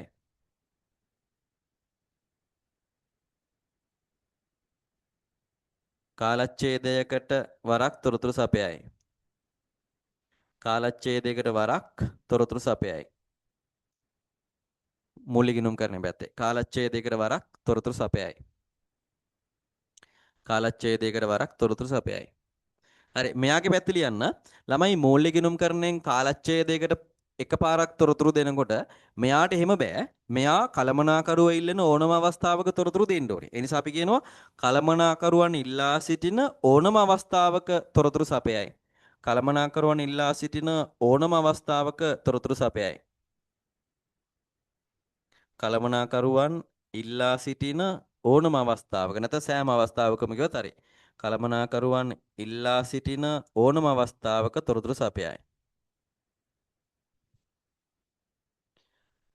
කලමනාකරුවන් ඉල්ලා සිටින ඕනම අවස්ථාවක තොරතුරු සපයයි. කලමනාකරුවන් ඉල්ලා සිටින ඕනම අවස්ථාවක තොරතුරු සපයයි. හරි. අපි යනවා ඊළඟ මාතෘකාව. තව විනාඩි කිහිපයයි තියෙන්නේ. හරි. චෝටක් අපි මේක චුට්ටක් කතා කරලා ඊට පස්සේ අපි පන්තිය නතර කරමු. ඊට පස්සේ අපි ඊළඟ දවසේ ඊටු ටික කරන් යනවා. හරි. අපිට ඊළඟට මාතෘකාව තියෙන්නේ ළමයි ගිණුම් කරන පරිසරයනේ. හරි. දැන් ඔයාලා ඉගෙන ගන්නව නේද? එක වසරේ ඉඳලා පරිසරය කියලා පාඩමක්. හරි. එතකොට අපි එතනදී දැන් 6 වසරට ආපුවාම මේක විද්‍යාව විෂය බවට පත් වෙනවා. හරි. එතකොට අපි පරිසරය කියන එක ඉගෙන ගන්නනේ ළමයි. අපි පරිසරය කියලා කිව්වේ අපිත් පරිසරයට අයිතියි ඈ. හරි දැන් කවුරු හරි කිව්වොත් එහෙම මේ අප අවට ඇති වටපිටාව කියලා කිව්වොත් එහෙම පරිසරය කියන්නේ ඒක වැරදි ළමයි. හරිද? අප අවට ඇති වටපිටාව විතරක් නෙමෙයි. අපිත් එක්ක අපි අවට තියෙන වටපිටාව. අපිත් පරිසරයට අයිතියිනේ. එතකොට දැන් අපි දන්නවා ළමයි දැන් පරිසරය වෙනස් වෙනකොට ඒ වෙනස් වෙන විදිහට අපිටත් වෙනස් වෙන්න වෙනවානේ. දැන් අපි මේ අඳින ඇඳුම් පැළඳුම් තියෙනවානේ. හරි අපි මේ අඳින ඇඳුම් පැළඳුම් ආවේ එකපාරටම ආපු දේවල් නෙමෙයිනේ පරිසරයේ වෙච්ච වෙනස්කම් එක්ක තමයි ආවේ දැන් ඔයාලා ඉතිහාසයට එහෙම ඉගෙනගෙන ඇති මේ ඈත කාලයට ගියොත් එහෙම මිනිස්සු කාලයක් තිබ්බනේ ඇඳුම් නැතුව හිටපු කාලයක් තිබ්බනේ හරි මිනිස්සු ඇඳුම් නැතුව හිට කාලයක් තිබ්බා ඊට පස්සේ එයාලා මොකද කරේ ළමයි කොලාතු එල්ල ගන්න ගත්තානේ වහගන්න ඕන තැන් ටික වහගන්න කොලාතු එල්ල ගත්තා හරි ඊට පස්සේ ආයාලා දඬේමේ ගිහිල්ලා ඉවර වෙලා ඊට පස්සේ එයාලා මොකද කරේ? ඒ සත්තුන්ගේ හම් අරගෙන ඉවර වෙලා ඇඳුම් හදාගත්තා. හම් වලින් ඇඳුම් ටික හදාගත්තා. හරි. ඊට පස්සේ කපු පාවිච්චිට එනවත් එක්කම තමයි අපි මේ ඇඳුම පාවිච්චිට එන්නේ. හැබැයි දැන් අපි දන්න චුට්ටක් තව පොඩ්ඩක් ඈත ඉතිහාසයට ගියොත් කියන්නේ මෑතට ගියොත් එම අපේ ආච්චිලාගේ සීයලාගේ කාලෙට යන්නකො. ආච්චිලාගේ සීයලාගේ කාලෙට ගියොත් එයාලගේ ජාතික ඇඳුම හරිද? චීත්තේ හැට්ටේ. හරි. පිරිමි අයට නම් සරමයි බැනියමයි. නැත්නම් සරමයි ෂර්ට් එකයි වෙන්නවා. හරි. එතකොට ඒ කාලේ දැන් ළමයි ඔයාලා දැකලා තියෙනවද? පන්ති යනකොට ගෑනු ළමෙක් යනවා චීත් එකකුයි හැට් එකකුයි ඇඳගෙන ගෑනු ළමෙක් යනවා. හරි. චීත්තේ හැට්ටේ ඇඳගෙන පැත්තකට බෑග් එකකුත් දාගෙන පන්ති යනවා. හරි. කොල්ලෙක් සරමකුයි බැනියමකුයි ඇඳගෙන බෑග් එක කරේ දාගෙන ඌ එනවා පන්තියට. එහෙම ඉන්නේ නැහැ නේද? හරිද? දැන් ඇඳුම් වෙනස් වෙලා තියෙනවා. ඇයි ඒ? ඇයි ළමයි පරිසරය වෙනස් වෙනවනේ. ඒ වෙනස් වෙනකොට අපිටත් ඉතින් වෙනස් වෙන්න වෙනවා. දැන් ඔයාලට හිතුනොත් එහෙම අනේ පරිසරයට බම්බු ගහ ගන්න කියලා මම හෙට පන්තිර යනකොට මේ චීත් එකු හැට් එක වෙනදගෙන පන්තිර යනවා. හරි පරිසරයට ඕන මගුලක් කරගන්න කියලා අනිත් මිනිස්සු ඕන විදියට කියපොතේ මම චීත් එකු හැට් එක වෙනදගෙන පන්ති යනවා කියලා ඔයාලා ඔන්න චීත් එකු හැට් එක වෙනදගෙන ගෑනු ළමයි ටික පන්ති යනවා. කොල්ලෝ ටික සරමකුයි බැනීමකුයි වෙනදගෙන පන්ති යනවා. හරිද? ඊට පස්සේ මොකද වෙන්නේ? ඔයාලා දිහා නිකන් අමුතු විදිහට මිනිස්සු බලනවා. ආන් අරකිට පිස්සු. ආන් අරුට පිස්සු. හරි. ඒ නිසා ළමයි අපිට මොකද්ද කරන්න වෙන්නේ? පරිසරය වෙනස් වෙනවා නම් ඒ වෙනස් වෙන විදිහට අපිට වෙනස් වෙන්න වෙනවනේ. මෙයත් එහෙමයි ඈ. මෙයත් ඒ වගේ. ගිනුම් කරන පරිසරය. අපි ඔක ඊළඟ දවසේ කතා කරමු. හරි. අපිට දැන් තව විනාඩි කිහිපයක් තියෙන්නේ. එතකොට ඒ විනාඩි කිහිපය ඇතුලේ මෙයාව කතා කරන්න වෙලාව මදි. හරි. ඒ නිසා අපි මෙයාව ඊළඟ දවසේ කතා කරමු ගිනුම් කරන පරිසරය. හරි මම අන්තිම වතාවට කියනවා ඔයාලට ආයි පාරක්. හරි. දැන් අපේ ගිණුම් කරන පන්තියේ තුන්වෙනි දවසනේ. හරි. එතකොට ඔයාලා අරමුණක් තියාගෙන අනිවාර්යෙන් වැඩ කරන්න. හරි. ඔයාලා දිගටම මගේ පන්තියට ආවත් කාගේ පන්තියකට ගියත් ඔයාලා අනිවාර්යයෙන්ම කැම්පස් යන්න අරමුණක් තියාගෙන වැඩ කරන්න. හරිද? ඒ වැඩ කරලා ඉවර වෙලා අවසාන ප්‍රතිඵලය ඒ තුනක් අරගෙන අනිවාර්යයෙන්ම ඔයාලා කැමති කැම්පස් එකට යන්න. හරි. මොකද මේ පටන් ගන්න එක නිකන් අතරමැද නතර කරන්න එපා. හරි. අතරමැද නතර කරන්න හිතාගෙන ඔයාලා A level කරනවා නම් දැම්මම කරන්න එපා. තීරුමක් නැහැ. හරි. ඒ නිසා අනිවාර්යයෙන්ම ඔයාලා යන්න ඕන ගමන තමයි ඔයාලා යන්න ඕන රජයේ විශ්වවිද්‍යාලයකට. රජයේ විශ්වවිද්‍යාලයකට යනකම් ඔයාලා මේකට මහන්සිලා වැඩ කරා. අරමුණක් තියාගෙන එතෙන් යන වැඩ කරා. හරි. හැමදාම හැම වෙලාවෙම ඕක ඔළුවේ තියෙන්න ඕනේ. ඔයාලගේ කාමරේ දැන් ඔයාලා හදාගන්න. හරි. කාමරේ ලස්සනට පිළිවෙලට අස් කරලා මේසුර තියෙන පොත් පෑන් පැන්සල් ටික පිළිවෙලකට අයින් කරලා ඒ කියන්නේ ඔයාලා දැන් O level කරපු පොත් පෑන් පැන්සල් තියෙනවනේ පෑන් පැන්සල් ටික තියාගන්න O level කරපු පොත් ටික තියෙනවනේ ඒව දැන් ළමයි ඔයාලගේ මේසුරින් අයින් කරන්න ඒව දැන් ඔයාලගේ මේසුර තියාගන්න එපා හරි ඒවා ඔයාලා එක්ක ඔයාලගේ අල්මාරියකට දාගන්න නැත්තම් මේ පොත් ටික අරගෙන ඉවරලා මොකක් හරි පෙට්ටියකට හරි දාලා ඒක වහලා පැත්තකින් තියන්න හරි ඇඳක් අස්සට හරි මොකක් හරි අස්සකට හරි දාලා නැත්නම් උඩකට හරි දාලා ඒක පිළිවෙලකට ලස්සනට අයින් කරලා තියාගන්න. ඔයාලගේ මේසේ සම්පූර්ණයෙන් නිදහස් කරන්න දැන්. හරි. ඒතර ඔයාලගේ මේසේ තියෙන්න ඕන මොනවද? A level වලට අදාළ දේවල් විතරයි. හරි. ඔයාලා double AT හරි කරනවා නම් ඒ double AT note ටිකයි ඊට පස්සේ A level වලට අදාළ තියෙන ටියුට් ටිකයි note ටිකයි පොත් ටිකයි විතරයි ඔයාලගේ මේසුර තියෙන්න ඕනේ. හරි. වෙන කිසිම දෙයක් ඔයාලා තියාගන්න එපා. ලස්සනට පොඩි මල් වාස් එකක් තියාගන්න. ඊට පස්සේ පෑන් පැන්සල් ටික තියාගන්න. අර පොත් ටික තියාගන්න පැත්තකින්. එහෙම මේසෙ ලස්සනට හදාගෙන ඔයාලා මේක ඉවර වෙනකන් මේ විදිහට ලස්සන පිළිවෙලට වැඩ ටික කරගෙන යන්න. අංක එක පිළිවෙලට වැඩ කරන්න ඕනේ. හරි. පිළිවෙලට අනිවාර්යෙන් වැඩ කරන්න. හරි. නැත්තම් ආහාරයෙන් මෙහෙන් වැඩ කරන්න තියාගන්න එපා. ලස්සනට විෂයන් තුනක් තියෙනවනේ. ওই විෂයන් තුන පිළිවෙලට වැඩ ටික කරගන්න. එහෙම වුණොත් ඔයාලට මේක කැම්පස් යන එක කාටවත් නතර කරන්න බෑ. අඩුම ගානේ ඔයාලා අම්මටවත් නතර කරන්න බෑ. හරි. කැම්පස් යන එක. ඒ නිසා බාහිර ප්‍රශ්න දාගන්න නැතුව මේක සම්පූර්ණයෙන්ම ඔළුවේ තියාගෙන හරි ඔයාලගේ ගමනක් තියෙනවනේ. ඒ ගමන ඔළුවේ තියාගෙන එතෙන්ට යන්න මහන්සිලා වැඩ කරන්න. හරි පිළිවෙලට වැඩ කරන්න ඕනේ. හරි ඉස්සරහට වැඩ කරනකොට මම තව දේවල් කියන්නම් ඔයාලට. හරි දැන් එකපාරටම ඔයාලට ඔක ඔලුවට දාන්න බෑනේ. තාම දැන් A level පටන් ගන්නවා විතරනේ මේ තාම. හරි මුලින්ම ඔයාලා කාමරය අස් කරගන්න. කාමරය ලස්සනට අස් කරගෙන පිළිවෙලකට මේසෙ හදාගන්න දැන්. හරි දැන් ඒකට හරි කාලය. දැන් ඔයාලා මේසෙ අස් කරලා මේසෙ ලස්සනට හදා ගන්න ඕනේ. දැන් ඒ ටික මුලින් හදා ගන්නකො. හරි ඔයාලට පුළුවන් නම් චුට්ටක් ඔයාලා යන්න කැමති ෆොටෝ එක මේ කැම්පස් එකක් තියෙනවනේ. ඒ කැම්පස් එකේ ෆොටෝ එකක් අරගෙන ඉවරලා ඔයාලගේ මේසෙ ඉස්සරහින් ගහගන්න. පාඩම් කරන තැන ඉස්සරහින් පේන්න ගහන්න. හරි එතකොට ඔයාලට ඒක පේනවනේ හොඳට. එතකොට පේනකොට ඔයාලට තව ටිකක් ගැම්මක් එනවා. මම මෙතෙන්ට යනවා කියලා. හරි එතෙන් යන්න එහෙම වැඩ කරා. එහෙනම් අපි අදට පන්තිය නතර කරනවා. එතකොට ඊළඟ දවසේ ආයේ පන්ති සිකුරාදා තියෙනවා. සිකුරාදා සුපුරුදු වෙලාවට සුපුරුදු තැන ඉඳලා අපිට පාඩම කරන් යන්න තියෙන්නේ. හරි. එහෙනම් හැමෝටම සුබ රාත්‍රියක්. එහෙනම් හැමෝටම ආයුබෝවන්.